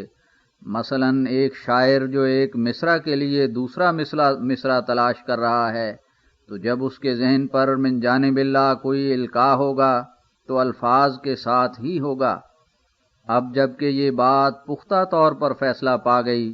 کہ حکماء اور عرفاء اور شعراء کو بھی خدا تعالیٰ کی طرف سے ہی القاء ہوتا ہے، اور وہ بھی الہام مطلوب ہی ہوتا ہے، اور ان میں سے راست بازوں کو راستی کا اور بدوں کو بدی کا ایک ملکہ عطا کیا جاتا ہے، اور مناسب حال اس ملکہ کے وقتاً فوقتاً ان کو الہام ہوتا رہتا ہے۔ مثلا جس نے ریل ایجاد کی اس کو یہی القاء ہی ہوا تھا، اور جو تارے برقی کا موجد گزرا ہے وہ بھی ان معنوں کر کے ملہم ہی تھا۔ تو وہی اعتراض جس کا ذکر ہم کر چکے ہیں سید صاحب پر وارد ہوگا۔ اگر سید صاحب یہ جواب دیں کہ در حقیقت نفس القاء میں تو انبیاء اور حکماء بلکہ کافر اور مومن برابر ہیں، مگر فرق یہ ہے کہ انبیاء کا القاء ہمیشہ صحیح ہوتا ہے، تو ایسے جواب میں سید صاحب کو اس بات کا قائل ہونا پڑے گا کہ وحی نبوت کفار کے الہام سے کوئی ذاتی امتیاز نہیں رکھتی، صرف یہ زائد امر ہے کہ انبیاء کی وحی غلطی سے پاک ہوتی ہے، اور ارسطو اور افلاطون وغیرہ حکماء کی وحی غلطی سے پاک نہیں تھی۔ لیکن یہ دعویٰ بے دلیل ہے، بلکہ سراسر تحکم ہے، کیونکہ اس صورت میں ہمیں ماننا پڑتا ہے کہ وہ حصہ کثیر حکماء کے مواعظ اور نصائح اور اخلاقی باتوں کا جو غلطیوں سے پاک اور قرآن کے موافق ہے اس کو بلا شبہ کلام الہی سمجھیں اور فرقان حمید کے برابر قرار دے دیں، اور اس کی وحی مطلوب ہونے پر ایمان لائیں، اور دوسرا حصہ جس میں غلطی ہو اس کو اسی طرح اجتہادی غلطیوں کی مد میں داخل کر دیں، جیسا کہ انبیاء سے بھی کبھی اجتہادی غلطی ہو جاتی ہے، اور پھر اس اصول کے لحاظ سے ایسے حکماء بلکہ کفار کو بھی نبی سمجھ لیں۔ اب ظاہر ہے کہ در حقیقت یہ ایسا خیال ہے کہ قریب ہے کہ سید صاحب کا ایمان اس سے ضائع ہو جائے، بلکہ شاید کسی موقع پر نیوٹن وغیرہ حکماء کی وحی کو قرآن کی وحی سے اعلیٰ سمجھنے لگیں۔ افسوس کہ اگر سید صاحب قرآن کے معنی سمجھنے کے لیے قرآن کو ہی معیار ٹھہراتے تو اس ہلاکت کے گڑھے میں گرنے سے بچ جاتے۔ قرآن نے کسی جگہ اپنی وحی کی یہ مثال پیش نہیں کی کہ وہ اس چشمہ کی مانند ہے کہ جو زمین سے جوش مارتا ہے، بلکہ ہر جگہ یہی مثال پیش کی کہ وہ اس بارش کی مانند ہے کہ جو آسمان سے نازل ہوتی ہے۔ اور اگر سید صاحب لکھنے کے وقت کسی صاحب حال سے پوچھ لیتے کہ وحی اللہ کیا شے ہے اور کیوں کر نازل ہوتی ہے تو تب بھی اس لغزش سے بچ جاتے۔ اس ٹھوکر سے سید صاحب نے ایک جماعت کثیرہ مسلمان کو تباہ کر دیا اور قریب قریب الحاد اور دہریت کے پہنچا دیا، اور وحی نبوت کی عزت کو کھو کر اس فطرتی ملکہ تک محدود کر دیا جس میں کافر اور بے ایمان بھی شریک ہیں۔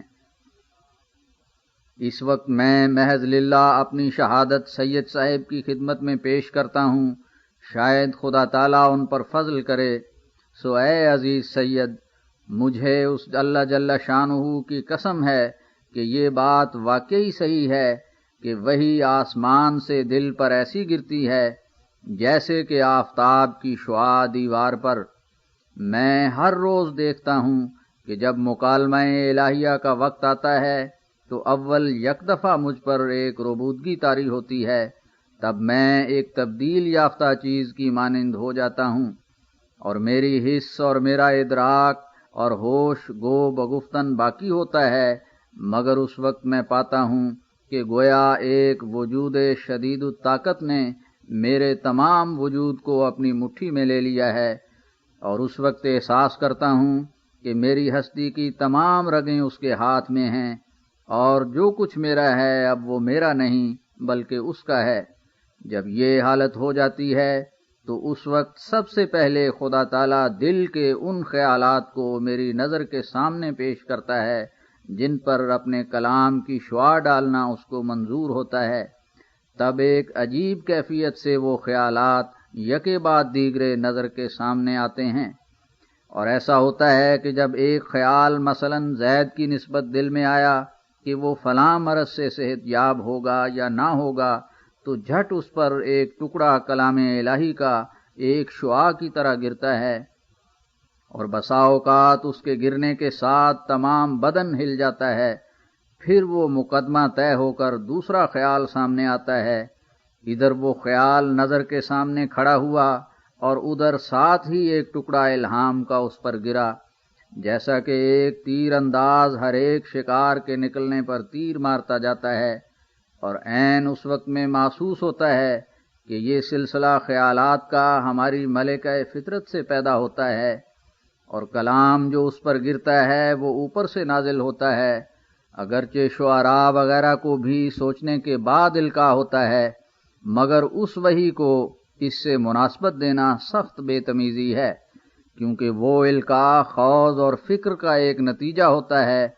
اور ہوش و حواس کی قائمی اور انسانیت کی حد میں ہونے کی حالت میں ظہور کرتا ہے۔ لیکن یہ القاء صرف اس وقت ہوتا ہے کہ جب انسان اپنے تمام وجود کے ساتھ خدا تعالیٰ کے تصرف میں آ جاتا ہے اور اپنا ہوش اور اپنا خوض کسی طور سے اس میں دخل نہیں رکھتا۔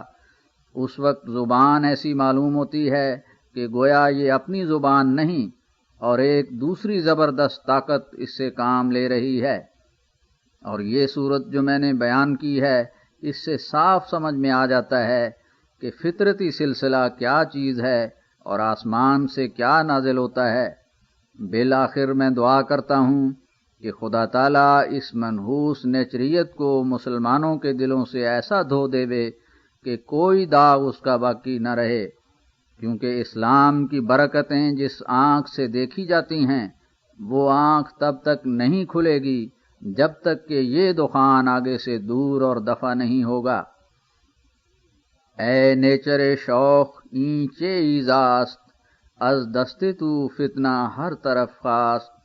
آنکس کے رہے کجت پسندید، دیگر نگزید جانب راست، لیکن چونز غور و فکر بھی نیم، از ماست مصیبت کے برماست،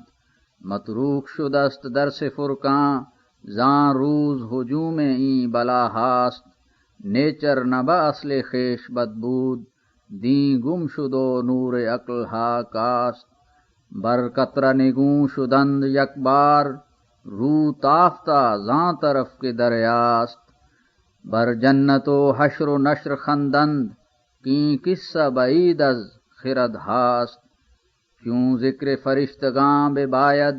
گویند خلاف عقل داناست، اے سید سر گروہ این قوم، ہوشدار کہ پائے تو نہ برجاست، پیرانہ سر این چے در سر افتاد، رو توبہ کن این نہ رہے تقواست، ترسم کے بدیں کے آس یک روز، گوئی کہ خدا خیال بے جاست، اے خواجہ برو کہ فکر انسان، در کار خدا ز نوع سوداست، آخر ز کے آس ہا چے خیزد، بنشیں کہ نہ جائے شور و غوغاست، اے بندہ بصیرت از خدا خواہ، اسرار خدا نہ خانے یغماست۔ فرمایا اور یہ معیار گویا تمام معیاروں پر حاوی ہے، کیونکہ صاحب وحی محدثیت اپنے نبی مطبوع کا پورا ہم رنگ ہوتا ہے، اور بغیر نبوت اور تجدید احکام کے وہ سب باتیں اس کو دی جاتی ہیں جو نبی کو دی جاتی ہیں، اور اس پر یقینی طور پر سچی تعلیم ظاہر کی جاتی ہے، اور نہ صرف اس قدر بلکہ اس پر وہ سب امور بطور انعام و اکرام کے وارد ہو جاتے ہیں جو نبی مطبوع پر وارد ہوتے ہیں۔ سو اس کا بیان محض اٹکلیں نہیں ہوتی، بلکہ وہ دیکھ کر کہتا ہے اور سن کر بولتا ہے، اور یہ راہ اس امت کے لیے کھلی ہے۔ ایسا ہرگز نہیں ہو سکتا کہ وارث حقیقی کوئی نہ رہے، اور ایک شخص جو دنیا کا کیڑا اور دنیا کے جاہ و جلال اور ننگ و ناموس میں مبتلا ہے، وہی وارث علم نبوت ہو، کیونکہ خدا تعالی وعدہ کر چکا ہے کہ بجوز مطہرین کے علم نبوت کسی کو نہیں دیا جائے گا، بلکہ یہ تو اس پاک علم سے بازی کرنا ہے کہ ہر ایک شخص باوجود اپنی آلودہ حالت کے وارث النبی ہونے کا دعویٰ کرے، اور یہ بھی ایک سخت جہالت ہے کہ ان وارثوں کے وجود سے انکار کیا جائے اور یہ اعتقاد رکھا جائے کہ اسرار نبوت کو اب صرف بطور ایک گزشتہ قصہ کے تسلیم کرنا چاہیے، جن کا وجود ہماری نظر کے سامنے نہیں ہے اور نہ ہونا ممکن ہے، اور نہ ان کا کوئی نمونہ موجود ہے۔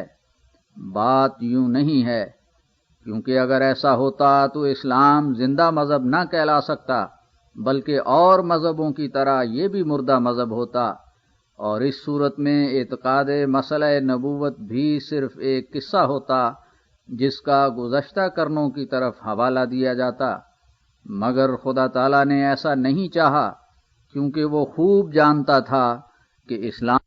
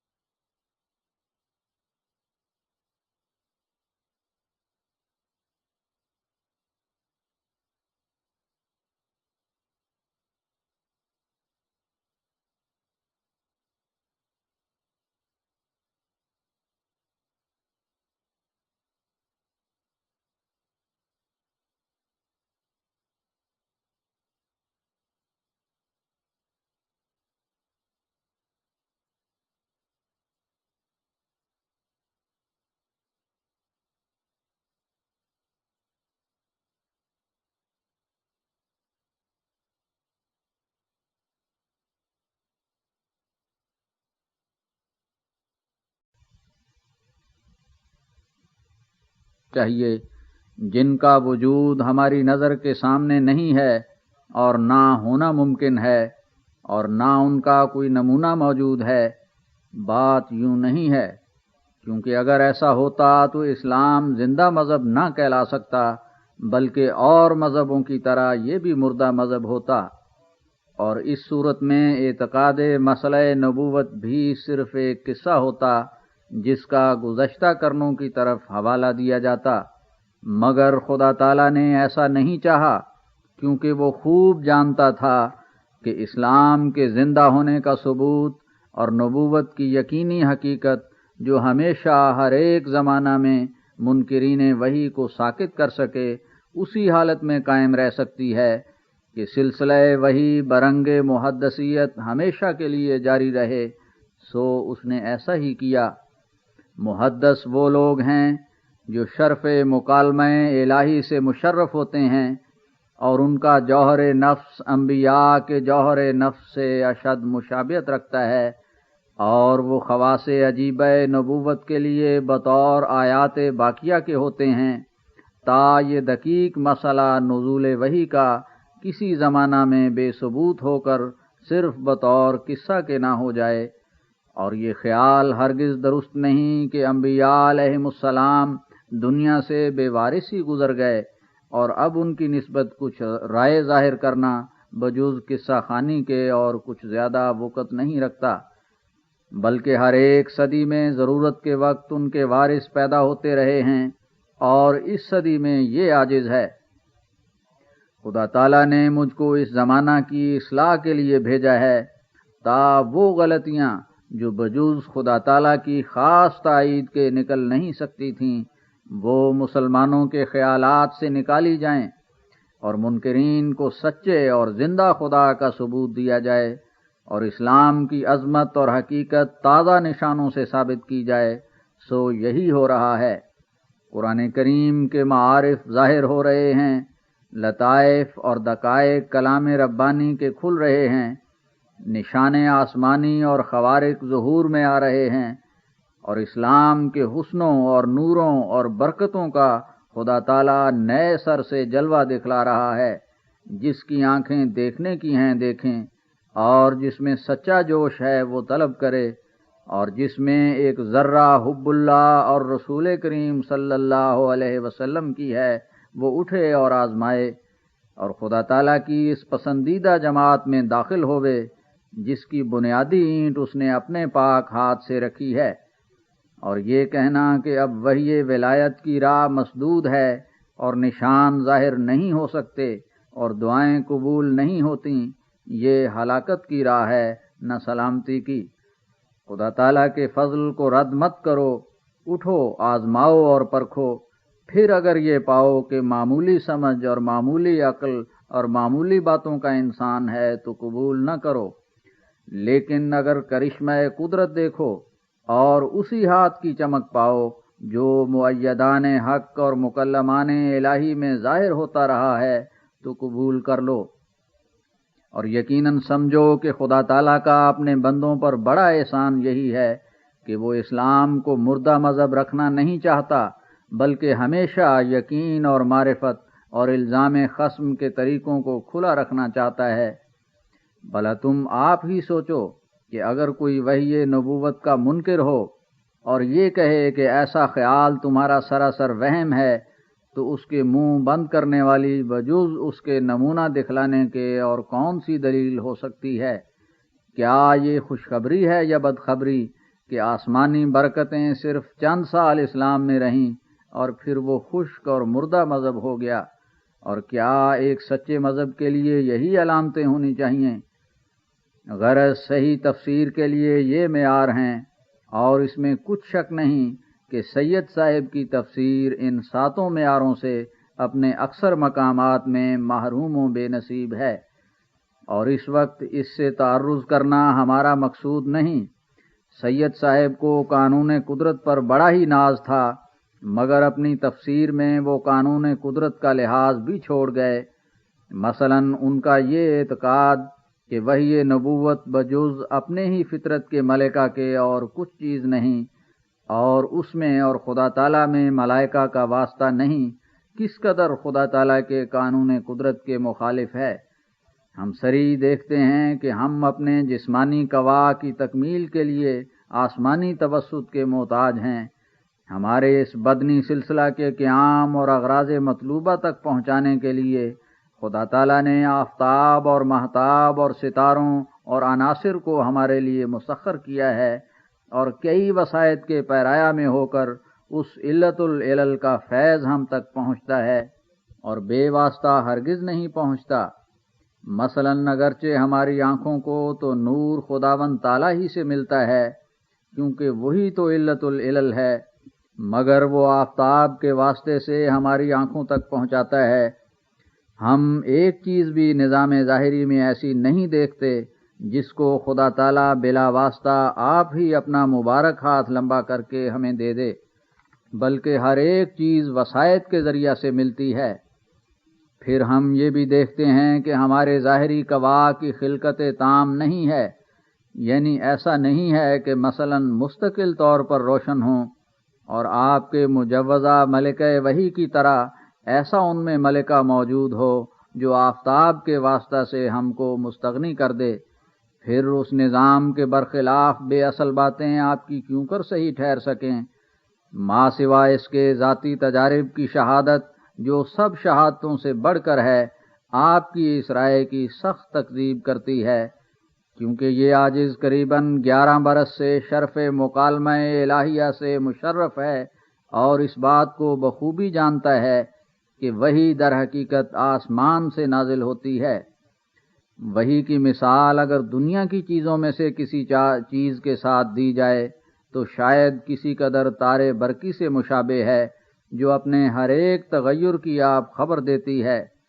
میں نے دیکھا ہے کہ وحی کے وقت جو برنگ وحی ولایت میرے پر نازل ہوتی ہے، ایک خارجی اور شدید الاثر تصرف کا احساس ہوتا ہے، اور بعض دفعہ یہ تصرف ایسا کبھی ہوتا ہے کہ مجھ کو اپنے انوار میں ایسا دبا لیتا ہے کہ میں دیکھتا ہوں کہ میں اس کی طرف ایسا کھینچا گیا ہوں کہ میری کوئی قوت اس کا مقابلہ نہیں کر سکتی۔ اس تصرف میں کھلا اور روشن کلام سنتا ہوں، بعض وقت ملائکہ کو دیکھتا ہوں۔ حاشیے میں حضور فرماتے ہیں صرف اتنا ہی نہیں کہ ملائک بعض وقت نظر آتے ہیں، بلکہ بسا اوقات ملائک کلام میں اپنا واسطہ ہونا ظاہر کر دیتے ہیں، اور سچائی میں جو اثر اور ہیبت ہوتی ہے، فرمایا اور سچائی میں جو اثر اور ہیبت ہوتی ہے مشاہدہ کرتا ہوں، اور وہ کلام بسا اوقات غیب کی باتوں پر مشتمل ہوتا ہے، اور ایسا تصرف اور اخذ خارجی ہوتا ہے جس سے خدا تعالیٰ کا ثبوت ملتا ہے۔ اب اس سے انکار کرنا ایک کھلی کھلی صداقت کا خون کرنا ہے۔ مناسب ہے کہ سید صاحب موت سے پہلے اس صداقت کو آج مان لیں اور آسمانی وحی کی توہین نہ کریں۔ تعجب ہے کہ وہ نظام ظاہری کو تو دیکھتے ہیں اور پھر نظام باطنی کا اس پر قیاس نہیں کرتے، نہیں سمجھتے کہ وہ خدا جس نے ہمارے نظام جسمانی کو اس طرح بنایا کہ آسمان سے ظاہری روشنی ہمارے لیے اترتی ہے اور حقیقی مؤثر آسمانی وسائط کے ذریعہ سے ہمارے جسمانی قوا پر اپنا فیض نازل کرتا ہے، اور بغیر واسطہ علل کے کوئی فیض نازل کرنا اس کی عادت ہی نہیں، تو پھر کیوں کر وہ خدا ہمارے روحانی نظام میں اس سلسلہ وسائط سے بالکل ہم کو منقطع کر دیوے؟ کیا جسمانی طور سے ہم اس سلسلہ سے منقطع ہیں، یا در حقیقت ایک سلسلہ وسائط میں بندھے ہوئے ہیں جو علت العلل سے شروع ہو کر ہم تک پہنچتا ہے؟ اس بحث پر غور کرنے کے لیے ہماری کتاب توضیح مرام اور آئینہ کمالات اسلام دیکھنی چاہیے۔ خاص کر فرشتوں کی ضرورت میں جس قدر مبسوط بحث آئینہ کمالات اسلام میں ہے، اس کی نظیر کسی دوسری کتاب میں نہیں پاؤ گے۔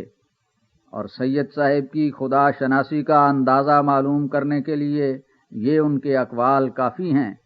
کہ وہ مخلوقات کو مقدر حقیقی کے تصرفوں اور حکومتوں سے بے نیاز کر بیٹھے ہیں، نہیں جانتے کہ خدا تعالیٰ کی خدائی اس کی قدرت کاملہ سے وابستہ ہے، اور قدرت اسی کا نام ہے کہ اس کے تصرفات اس کی مخلوق پر ہر آن غیر محدود ہوں۔ بلا شبہ یہ سچ ہے کہ اگر اس مخلوقات کو اس نے پیدا کیا ہے تو اپنی غیر محدود ذات کی طرح غیر محدود تصرفات کی گنجائش بھی رکھ لی ہوگی، تا کسی درجہ پر اس کی خدائی کا تعطل لازم نہ آوے۔ اس سلسلے میں حاشیے میں حضور فرماتے ہیں اگر یہ اعتراض کیا جائے کہ اس بات کے ماننے سے کہ خدا تعالیٰ کی غیر متناہی حکمت استحالات غیر متناہیہ پر قادر ہے، حقائق اشیاء سے امان اٹھ جاتا ہے۔ مثلا اگر خدا تعالیٰ اس بات پر قادر سمجھا جائے کہ پانی کی صورت نوعیہ کو سلب کر کے ہوا کی صورت نوعیہ اس کی جگہ رکھ دے، یا ہوا کی صورت نوعیہ کو سلب کر کے آگ کی صورت نوعیہ کو اس کی قائم مقام کر دے، یا آگ کی صورت نوعیہ کو سلب کر کے ان مخفی اسباب سے جو اس کے علم میں ہیں پانی کی صورت نوعیہ میں لے آوے، یا مٹی کو کسی زمین کی تہ میں تصرفات لطیفہ سے سونا بنا دے یا سونے کو مٹی بنا دے، تو اس سے امان اٹھ جائے گا اور علوم و فنون ضائع ہو جائیں گے۔ تو اس سوال کا جواب یہ ہے کہ یہ خیال سراسر فاسد ہے، کیونکہ ہم دیکھتے ہیں کہ خدا تعالیٰ اپنی مخفی حکمتوں کے تصرف سے عناصر وغیرہ کو صدہا طور کے استحالات میں ڈالتا رہتا ہے۔ ایک زمین کو ہی دیکھو کہ وہ انواع و اقسام کے استحالات سے کیا کچھ بنتی رہتی ہے، اسی سے سم الفار نکل آتا ہے، اور اسی سے فاض زہر، اور اسی سے سونا، اور اسی سے چاندی، اور اسی سے طرح طرح کے جواہرات، اور ایسا ہی بخارات کا صعود ہو کر کیا کیا چیزیں ہیں جو جو آسمان میں پیدا ہو جاتی ہیں۔ انہی بخارات میں سے برف گرتی ہے، اور انہی سے اولے بنتے ہیں، اور انہی میں سے برق، اور انہی میں سے سائقہ، اور یہ بھی ثابت ہوا ہے کہ کبھی جو آسمان سے راکھ بھی گرتی ہے۔ تو کیا ان حالات سے علم باطل ہو جاتے ہیں یا امان اٹھ جاتا ہے؟ اور اگر یہ کہو کہ ان چیزوں میں تو خدا تعالیٰ نے پہلے ہی سے ان کی فطرت میں ان تمام استحالات کا مادہ رکھا ہے، تو ہمارا یہ جواب ہوگا کہ ہم نے کب اور کس وقت کہا ہے کہ اشیاء متنازع فیہا میں ایسا مادہ متشارکہ نہیں رکھا گیا، بلکہ صحیح اور سچا مذہب تو یہی ہے کہ خدا تعالیٰ نے جو اپنی ذات میں واحد ہے تمام اشیاء کو شے واحد کی طرح پیدا کیا ہے تا وہ موجد واحد کی وحدانیت پر دلالت کریں۔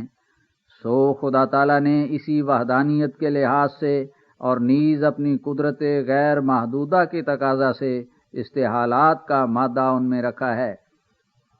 اور بجوز ان روحوں کے جو اپنی سعادت اور شقاوت میں خالدین فیہا ابداً الجن آیت 24 کے مصداق ٹھہرائے گئے ہیں،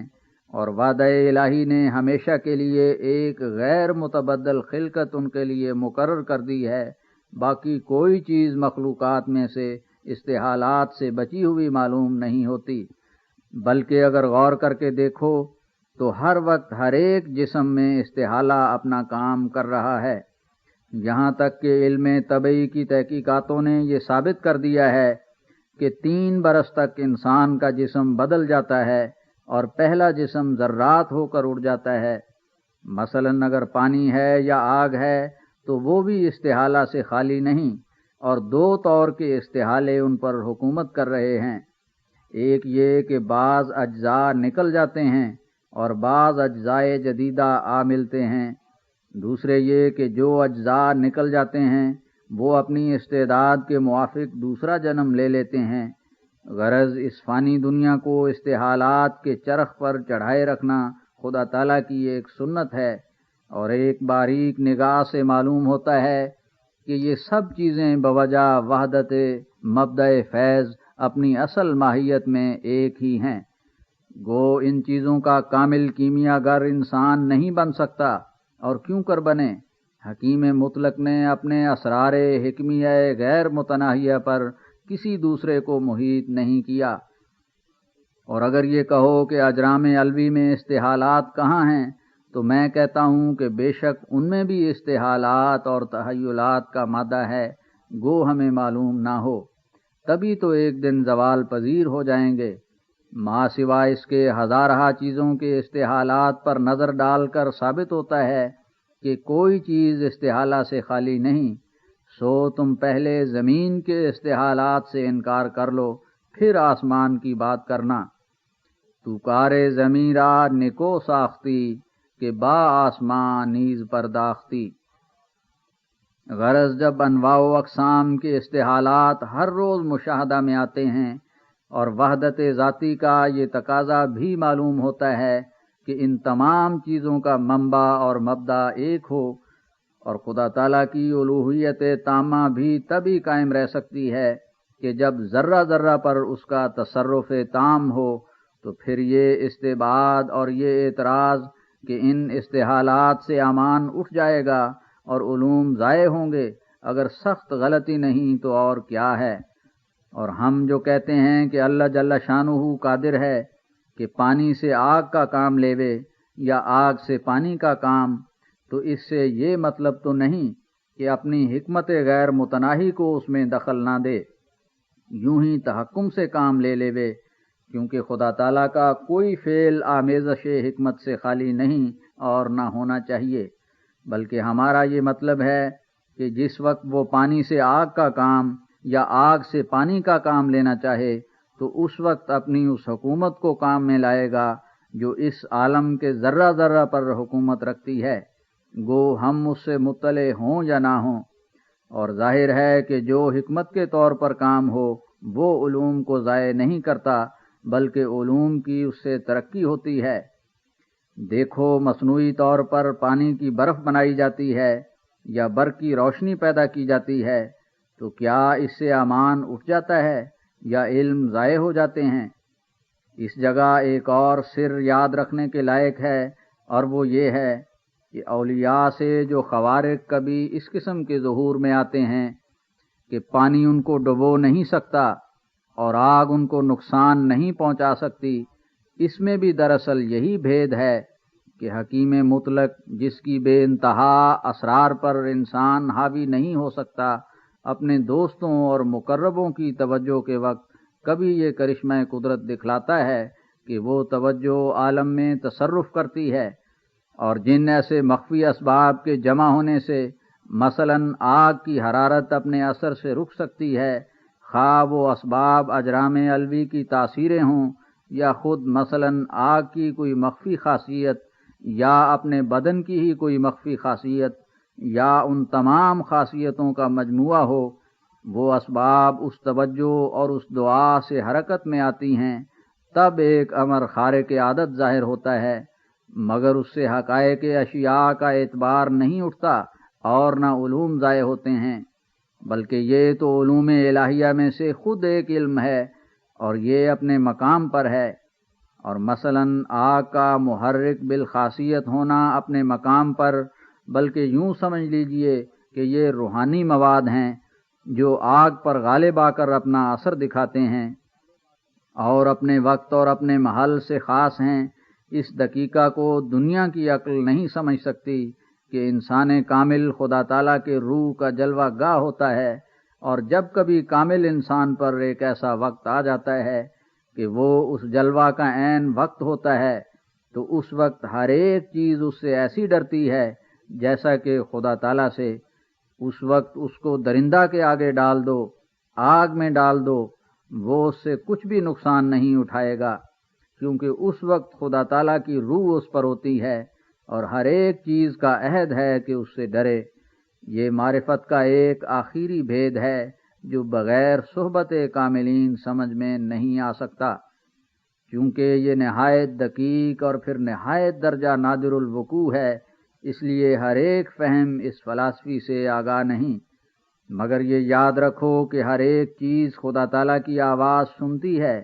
ہر ایک چیز پر خدا تعالیٰ کا تصرف ہے، اور ہر ایک چیز کی تمام ڈوریاں خدا تعالیٰ کے ہاتھ میں ہیں۔ اس کی حکمت ایک بے انتہا حکمت ہے جو ہر ایک ذرہ کی جڑ تک پہنچی ہوئی ہے، اور ہر ایک چیز میں اتنی ہی خاصیتیں ہیں جتنی اس کی قدرتیں ہیں۔ جو شخص اس بات پر ایمان نہیں لاتا وہ اس گروہ میں داخل ہے جو ما قدر اللہ حق قدر ہی الانعام آیت 92 کے مصداق ہیں۔ اور چونکہ انسان کامل مظہر اتم تمام عالم کا ہوتا ہے، اس لیے تمام عالم اس کی طرف وقتاً فوقتاً کھینچا جاتا ہے۔ وہ روحانی عالم کا ایک عنکبوت ہوتا ہے اور تمام عالم اس کی تاریں ہوتی ہیں، اور خوارق کا یہی سر ہے۔ بر کاروبار ہستی اثریست عارفاں را ز جہاں چے دید آنکس کے نہ دید این جہاں را۔ فرمایا، اور اگر نعوذ باللہ آریہ ہندوؤں کا قول صحیح ہے کہ پرمیشور ارواح اور ذرات عالم کا پیدا کرنے والا نہیں، تو اس صورت میں بلا شبہ ایسا کمزور پرمیشور کسی حد تک کچھ ضعیف سی حکومت کر کے پھر ٹھہر جائے گا اور ایک رسوائی کے ساتھ اس کی پردہ دری ہوگی، مگر ہمارا خداوند قادر مطلق ایسا نہیں ہے۔ وہ تمام ذرات عالم اور ارواح اور جمیع مخلوقات کو پیدا کرنے والا ہے۔ اس کی قدرت کی نسبت اگر کوئی سوال کیا جائے تو بجز ان خاص باتوں کے جو اس کی صفات کاملہ اور مواعید صادقہ کے منافی ہوں، باقی سب امور پر وہ قادر ہے۔ اور یہ بات کہ گو وہ قادر ہو مگر کرنا نہیں چاہتا، یہ عجیب بیہودہ الزام ہے، جبکہ اس کی صفات میں کل یومن ہوا فی شان الرحمن آیت 30 بھی داخل ہے، اور ایسے تصرفات کے پانی سے برودت دور کرے یا آگ سے خاصیت احراق زائل کر دے، اس کی صفات کاملہ اور مواعید صادقہ کی منافی نہیں ہیں، تو پھر کیوں تحکم کی راہ سے کہا جائے کہ ہمیشہ کے لیے اس پر لازم ہو گیا ہے کہ ان چیزوں کی خاصیت میں کبھی تصرف نہ کرے؟ اس لزوم پر دلیل کیا ہے اور وجہ کیا ہے؟ اور خدا تعالیٰ کو اس بے وجہ التزام کی جو اس کی خدائی کو بھی داغ لگاتا ہے ضرورت کیا ہے؟ معلوم ہوتا ہے کہ اس رسالہ میں سید صاحب بھی اس کمزور خیال کے بودے پن کو سمجھ گئے ہیں، اس لیے اپنے رقیق قول کے قائم رکھنے کے لیے انہوں نے ایک اور رقیق عذر پیش کیا ہے اور وہ یہ کہ خدا تعالیٰ نے قرآن کریم میں کسی جگہ آگ کے گرم ہونے کی طرف اشارہ کیا ہے اور کسی جگہ پانی کے سرد ہونے کی طرف ایما فرمایا ہے، اور کبھی کہا ہے کہ سورج مشرق سے مغرب کی طرف جاتا ہے۔ تو یہ بیانات جو حالات موجودہ کے اظہار کے لیے ہیں، سید صاحب کی نظر میں بطور وعدہ کے ہیں، جن میں تغیر و تبدیل ممکن نہیں۔ اگر استخراج دلائل کا یہی طریق ہے تو سید صاحب پر بڑی مشکل پڑے گی، اور ان کو ماننا پڑے گا کہ تمام بیانات قرآن کریم کے مواعید میں داخل ہیں۔ مثلا خدا تعالیٰ نے جو حضرت زکریا علیہ السلام کو بشارت دے کر فرمایا انا نبشرک بغلام مریم آیت 8، تو بموجب قاعدہ سید صاحب کے چاہیے تھا کہ حضرت یحییٰ علیہ السلام ہمیشہ غلام یعنی لڑکے ہی رہتے، کیونکہ خدا تعالیٰ نے حضرت یحییٰ علیہ السلام کو غلام کر کے پکارا ہے اور یہ وعدہ ہو گیا۔ ایسی ہی اور بیسیوں مثالیں ہیں، سب کو بیان کرنا صرف وقت ضائع کرنا ہے۔ اگر سید صاحب کی نظر میں واقعات موجودہ کے بیان کرنے سے آئندہ کے لیے اور ہمیشہ کے لیے کوئی وعدہ لازم آ جاتا ہے تو ان سے ڈرنا چاہیے کہ ایسا ہی وہ بات بات میں انسانوں پر الزام لگائیں گے اور ایک موجودہ واقعہ کے بیان کرنے کو وہ ایک دائمی وعدہ سمجھ لیں گے۔ میرے نزدیک بہتر ہے کہ سید صاحب اپنے آخری دن کو یاد کر کے چند ماہ اس عاجز کی صحبت میں رہیں، اور چونکہ میں مامور ہوں اور مبشر ہوں، اس لیے میں وعدہ کرتا ہوں کہ سید صاحب کے اطمینان کے لیے توجہ کروں گا، اور امید رکھتا ہوں کہ خدا تعالیٰ کوئی ایسا نشان دکھلائے کہ سید صاحب کے مجوزہ قانون قدرت کو ایک دم میں خاک میں ملا دے۔ اور اس قسم کے کام اب تک بہت ظہور میں آئے ہیں کہ جو سید صاحب کی نظر میں قانون قدرت کے مخالف ہیں، مگر ان کا بیان کرنا بے فائدہ ہے کہ سید صاحب اس کو ایک قصہ سمجھیں گے۔ سید صاحب وحی ولایت کی ایسی پیشگوئیوں سے بھی تو منکر ہیں جو بذریعہ الہام اولیاء اللہ کو معلوم ہوتے ہیں، اور ان کی نظر میں وہ ایسے ہی خلاف قانون قدرت ہیں جیسا کہ آگ کا اپنی خاصیت احراق کو چھوڑ دینا۔ ایسا ہی دعا کی ذاتی تاثیرات بھی، جن کے ذریعہ سے وہ مطلب حاصل ہو جاتا ہے جس کے لیے دعا کی گئی، سید صاحب کی نظر میں خلاف قانون قدرت ہیں۔ سو اگر سید صاحب میرے پاس آ نہیں سکتے تو ان دونوں باتوں میں ہی وعدہ قبول حق کر کے مجھ کو اجازت دیں کہ ان کی نسبت جناب الہی میں توجہ کر کے جو کچھ ظاہر ہو وہ شائع کروں۔ اس سے عام لوگوں کو فائدہ ہو جائے گا۔ اگر سید صاحب کی رائے در حقیقت درست ہے تو میں اپنے مطلب میں کامیاب نہیں ہوں گا، ورنہ عقل مند لوگ سید صاحب کے خراب عقیدوں سے نجات پا کر پھر اپنے عظیم الشان خدا تعالیٰ کو پہچان لیں گے اور محبت سے اس کی طرف رجوع کریں گے، اور دعا کے وقت اس کی رحمتوں سے نا امید نہیں ہوں گے، اور ہاتھ اٹھانے کے وقت لذت اٹھائیں گے۔ اور خدا تعالیٰ کے وجود کا فائدہ بھی تو یہی ہے کہ ہماری دعائیں سنیں اور آپ اپنے وجود سے ہمیں خبر دے، نہ کہ ہم ہزار تکلیف سے ایک بت کی طرح ایک فرضی خدا دل میں قائم کریں جس کی ہم آواز نہیں سن سکتے اور اس کی نمایاں قدرت کا کوئی جلوہ نہیں دیکھ سکتے۔ یقیناً سمجھو کہ وہ قادر خدا موجود ہے جو ہر چیز پر قادر ہے۔ وما غلت ایدی ہے بل یداہ مبسوطتان ينفق کیف یشاء ویفعل ما یرید وہو علی کل شیء قدیر وآخر دعوانا ان الحمد للہ رب العالمین۔ روئے دل بر از طلبگاران می دارد حجاب،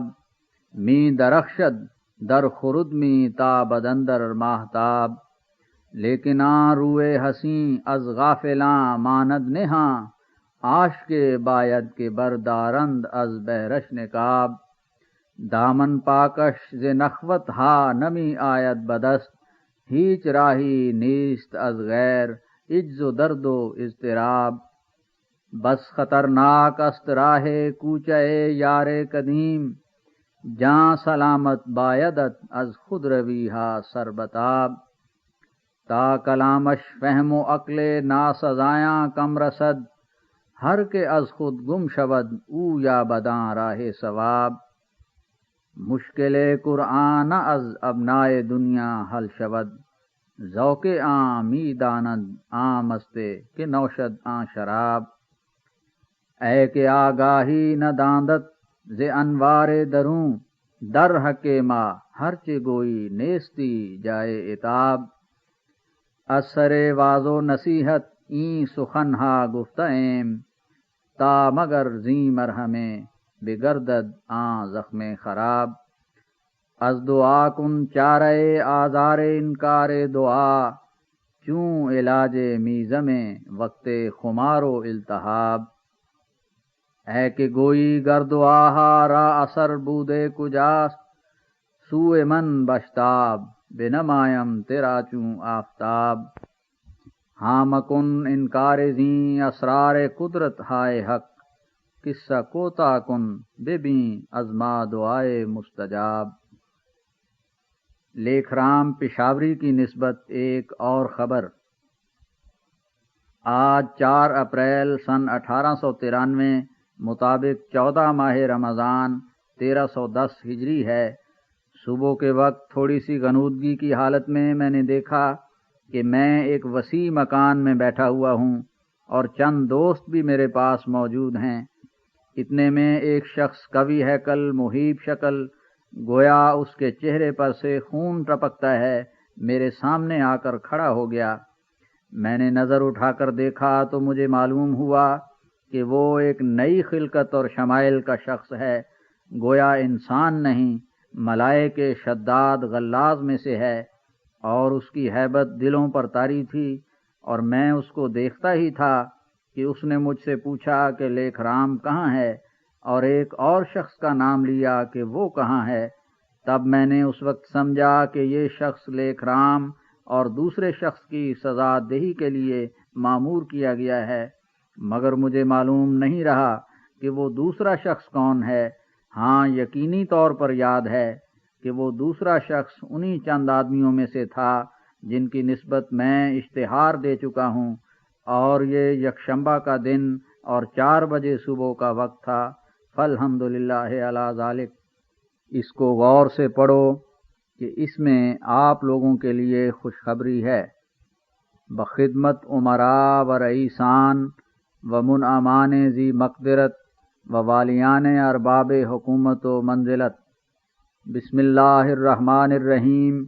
نحمدہ و نصلی علی رسولہ الکریم۔ اے بزرگان اسلام، خدا تعالیٰ آپ لوگوں کے دلوں میں تمام فرقوں سے بڑھ کر نیک ارادے پیدا کرے، اور اس نازک وقت میں آپ لوگوں کو اپنے پیارے دین کا سچا خادم بنا دے۔ میں اس وقت محض للہ اس ضروری امر سے اطلاع دیتا ہوں کہ مجھے خدا تعالیٰ نے اس 14ویں صدی کے سر پر اپنی طرف سے مامور کر کے دین متین اسلام کی تجدید اور تائید کے لیے بھیجا ہے، تاکہ میں اس پرآشوب زمانہ میں قرآن کی خوبیاں اور حضرت رسول اللہ صلی اللہ علیہ وسلم کی عظمتیں ظاہر کروں، اور ان تمام دشمنوں کو جو اسلام پر حملہ کر رہے ہیں ان نوروں اور برکات اور خوارق اور علوم لدنیہ کی مدد سے جواب دوں جو مجھ کو عطا کیے گئے ہیں۔ سو یہ کام برابر 10 برس سے ہو رہا ہے، لیکن چونکہ وہ تمام ضرورتیں جو ہم کو اشاعت اسلام کے لیے درپیش ہیں بہت سی مالی امدادات کے محتاج ہیں، اس لیے میں نے یہ ضروری سمجھا کہ بطور تبلیغ آپ صاحبوں کو اطلاع دوں۔ سو سنو اے عالی جا بزرگو، ہمارے لیے اللہ جل شانہ اور رسول اللہ صلی اللہ علیہ وسلم کی راہ میں یہ مشکلات درپیش ہیں کہ ایسی تالیفات کے لیے جو لاکھوں آدمیوں میں پھیلانی چاہیے بہت سے سرمایہ کی حاجت ہے، اور اب صورت یہ ہے کہ اول تو ان بڑے بڑے مقاصد کے لیے کچھ بھی سرمایہ کا بندوبست نہیں، اور اگر بعض پرجوش مردان دین حاشیے میں اس بارے میں حضور فرماتے ہیں، پرجوش مردان دین سے مراد اس جگہ اخویم حضرت مولوی حکیم نور الدین صاحب بھیروی ہیں، جنہوں نے گویا اپنا تمام مال اسی راہ میں لٹا دیا ہے، اور بعد ان کے میرے دلی دوست حکیم فضل دین صاحب اور نواب محمد علی خان صاحب کوٹلہ مالیر اور درجہ بدرجہ تمام وہ مخلص دوست ہیں جو اس راہ میں فدا ہو رہے ہیں۔ فرمایا، اور اگر بعض پرجوش مردان دین کی ہمت اور اعانت سے کوئی کتاب تالیف ہو کر شائع ہو تو بباعث کم توجہی اور غفلت زمانہ کے وہ کتاب بجز چند نسخوں کے زیادہ فروخت نہیں ہوتے، اور اکثر نسخے اس کے یا تو سالہ سال صندوقوں میں بند رہتے ہیں یا للہ مفت تقسیم کیے جاتے ہیں، اور اس طرح اشاعت ضروریات دین میں بہت سا حرج ہو رہا ہے، اور گو خدا تعالیٰ اس جماعت کو دن بدن زیادہ کرتا جاتا ہے، مگر ابھی تک ایسے دولت مندوں میں سے ہمارے ساتھ کوئی بھی نہیں کہ کوئی حصہ متدبہ اس خدمت اسلام کا اپنے ذمہ لے لے، اور چونکہ یہ عاجز خدا تعالیٰ سے مامور ہو کر تجدید دین کے لیے آیا ہے، اور مجھے اللہ جل شانہ نے یہ خوشخبری بھی دی ہے کہ وہ بعض امراء اور ملوک کو بھی ہمارے گروہ میں داخل کرے گا، اور مجھے اس نے فرمایا کہ میں تجھے برکت پر برکت دوں گا،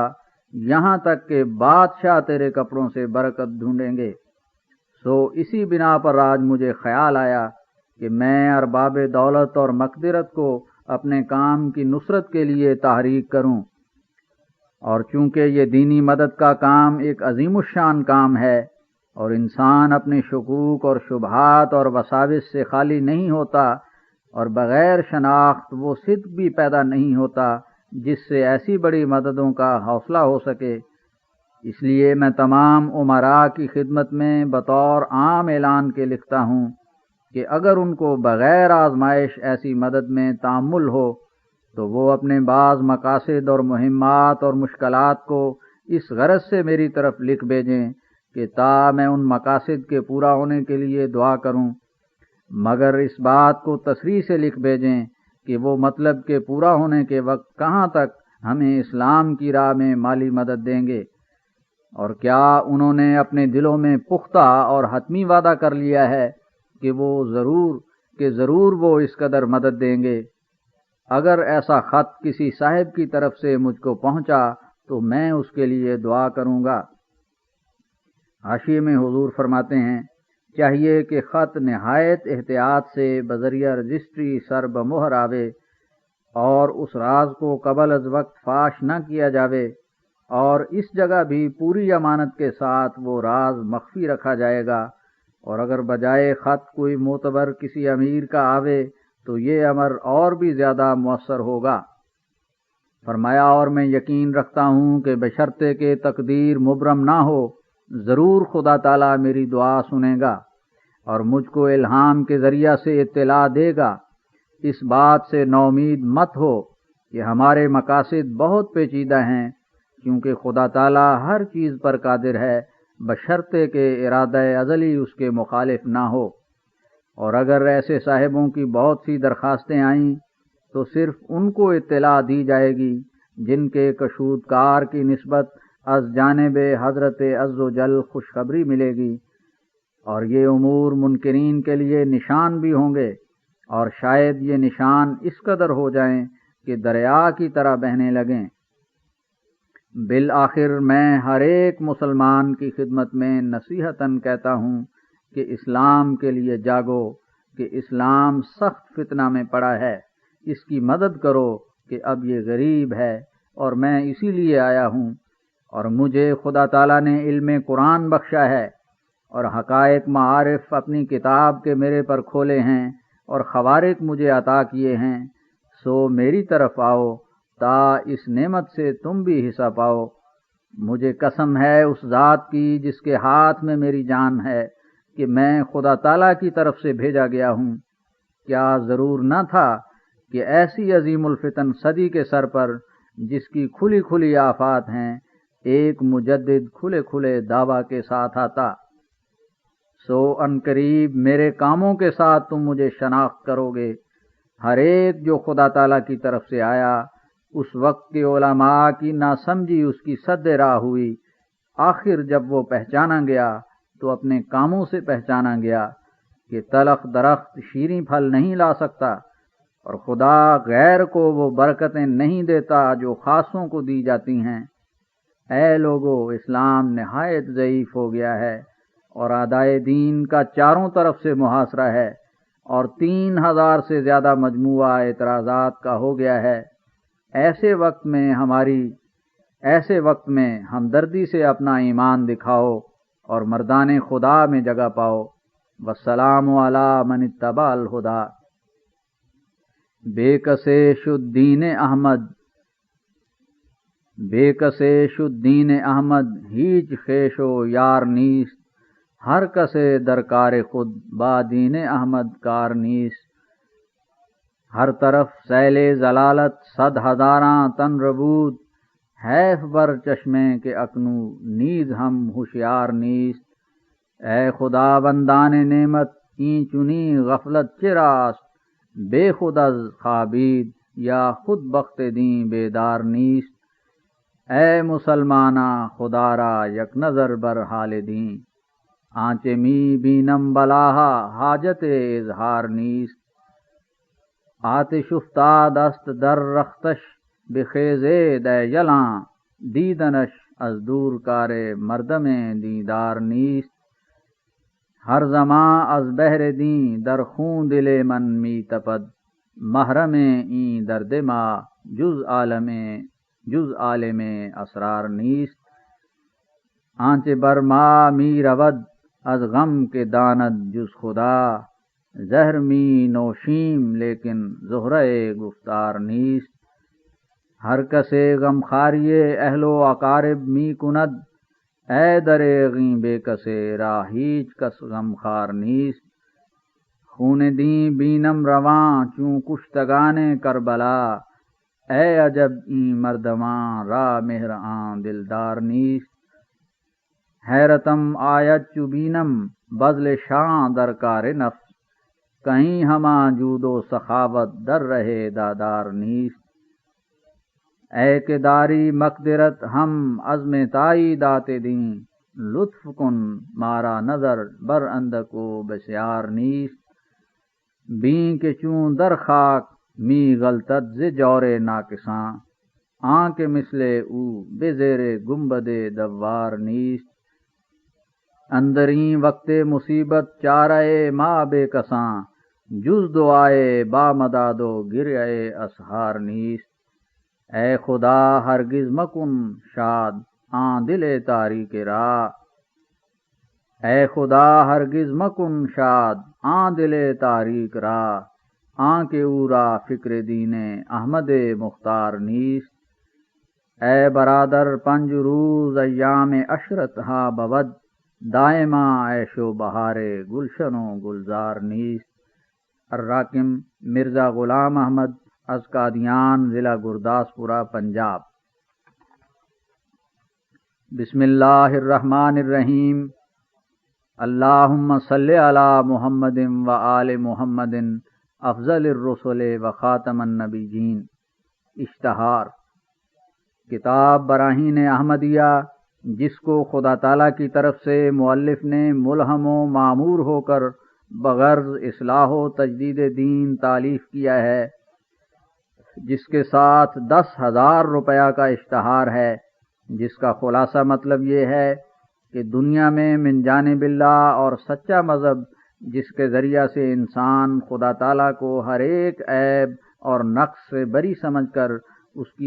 اس کی تمام پاک اور کامل صفتوں پر دلی یقین سے ایمان لاتا ہے، وہ فقط اسلام ہے، جس میں سچائی کی برکتیں آفتاب کی طرح چمک رہی ہیں اور صداقت کی روشنی دن کی طرح ظاہر ہو رہی ہے، اور دوسرے تمام مذہب ایسے بدیہی البطلان ہیں کہ نہ عقلی تحقیقات سے ان کے اصول صحیح اور درست ثابت ہوتے ہیں، اور نہ ان پر چلنے سے ایک ذرہ روحانی برکت و قبولیت الہی مل سکتی ہے، بلکہ ان کی پابندی سے انسان نہایت درجہ کا کور باطن اور سیاہ دل ہو جاتا ہے، جس کی شقاوت پر اسی جہان میں نشانیاں پیدا ہو جاتی ہیں۔ اس کتاب میں دین اسلام کی سچائی کو دو طرح پر ثابت کیا گیا ہے۔ اول 300 مضبوط اور قوی دلائل عقلیہ سے، جن کی شان و شوکت و قدر و منزلت اس سے ظاہر ہے کہ اگر کوئی مخالف اسلام ان دلائل کو توڑ دے تو اس کو 10,000 روپیہ دینے کا اشتہار دیا ہوا ہے۔ اگر کوئی چاہے تو اپنی تسلی کے لیے عدالت میں رجسٹری بھی کرا لے۔ دوم ان آسمانی نشانوں سے کہ جو سچے دین کی کامل سچائی ثابت ہونے کے لیے از بس ضروری ہیں۔ اس امر دوم میں مؤلف نے اس غرض سے کہ سچائی دین اسلام کی آفتاب کی طرح روشن ہو جائے 3 قسم کے نشان ثابت کر کے دکھائے ہیں۔ اول وہ نشان جو حضرت صلی اللہ علیہ وسلم کے زمانہ میں مخالفین نے خود حضرت ممدوح کے ہاتھ سے اور جناب کی دعا اور توجہ اور برکت سے ظاہر ہوتے دیکھے، جن کو مؤلف یعنی اس خاکسار نے تاریخی طور پر ایک اعلیٰ درجہ کے ثبوت سے مخصوص و ممتاز کر کے درج کتاب کیا ہے۔ دوم وہ نشان کہ جو خود قرآن شریف کی ذات بابرکات میں دائمی اور ابدی اور بے مثل طور پر پائے جاتے ہیں، جن کو راکم نے بیان شافی اور کافی سے ہر ایک خاص و عام پر کھول دیا ہے اور کسی نوع کا عذر کسی کے لیے باقی نہیں رکھا۔ سوم وہ نشان کہ جو کتاب اللہ کی پیروی اور مطابعت رسول برحق سے کسی شخص تابع کو بطور وراثت ملتی ہے، جن کے اس بات میں اس بندہ درگاہ نے بفضل خداوند حضرت قادر مطلق یہ بدیہی ثبوت دکھلایا ہے کہ بہت سے سچے الہامات اور خوارق اور کرامات اور اخبار غیبیہ اور اسرار لدنیہ اور کشوف صادقہ اور دعائیں قبول شدہ جو خود اس خادم دین سے صادر ہوئی ہیں اور جن کی صداقت پر بہت سے مخالفین مذہب آریہ وغیرہ سے بشہادت و رویت گواہ ہیں، کتاب موصوفہ میں درج کیے ہیں۔ اور مصنف کو اس بات کا بھی علم دیا گیا ہے کہ وہ مجدد وقت ہے اور روحانی طور پر اس کے کمالات مسیح بن مریم کے کمالات سے مشابہ ہیں اور ایک کو دوسرے سے بشدت مناسبت و مشابہت ہے،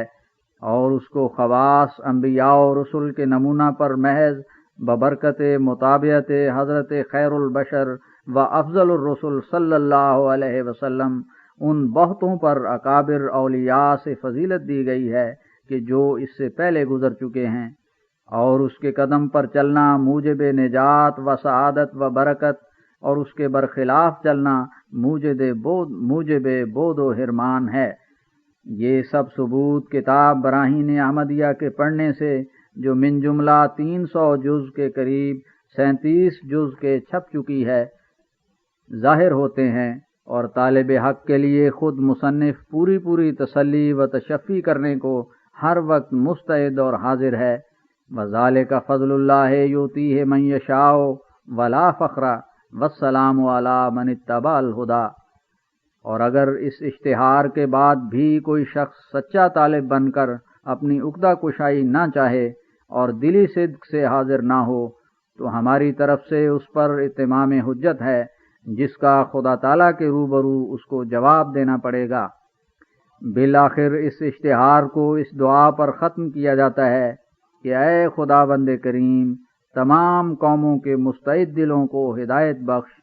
کہ تا تیرے رسول مقبول افضل الرسل محمد مصطفیٰ صلی اللہ علیہ وسلم اور تیرے کامل اور مقدس کلام قرآن شریف پر ایمان لائیں اور اس کے حکموں پر چلیں، تا ان تمام برکتوں اور سعادتوں اور حقیقی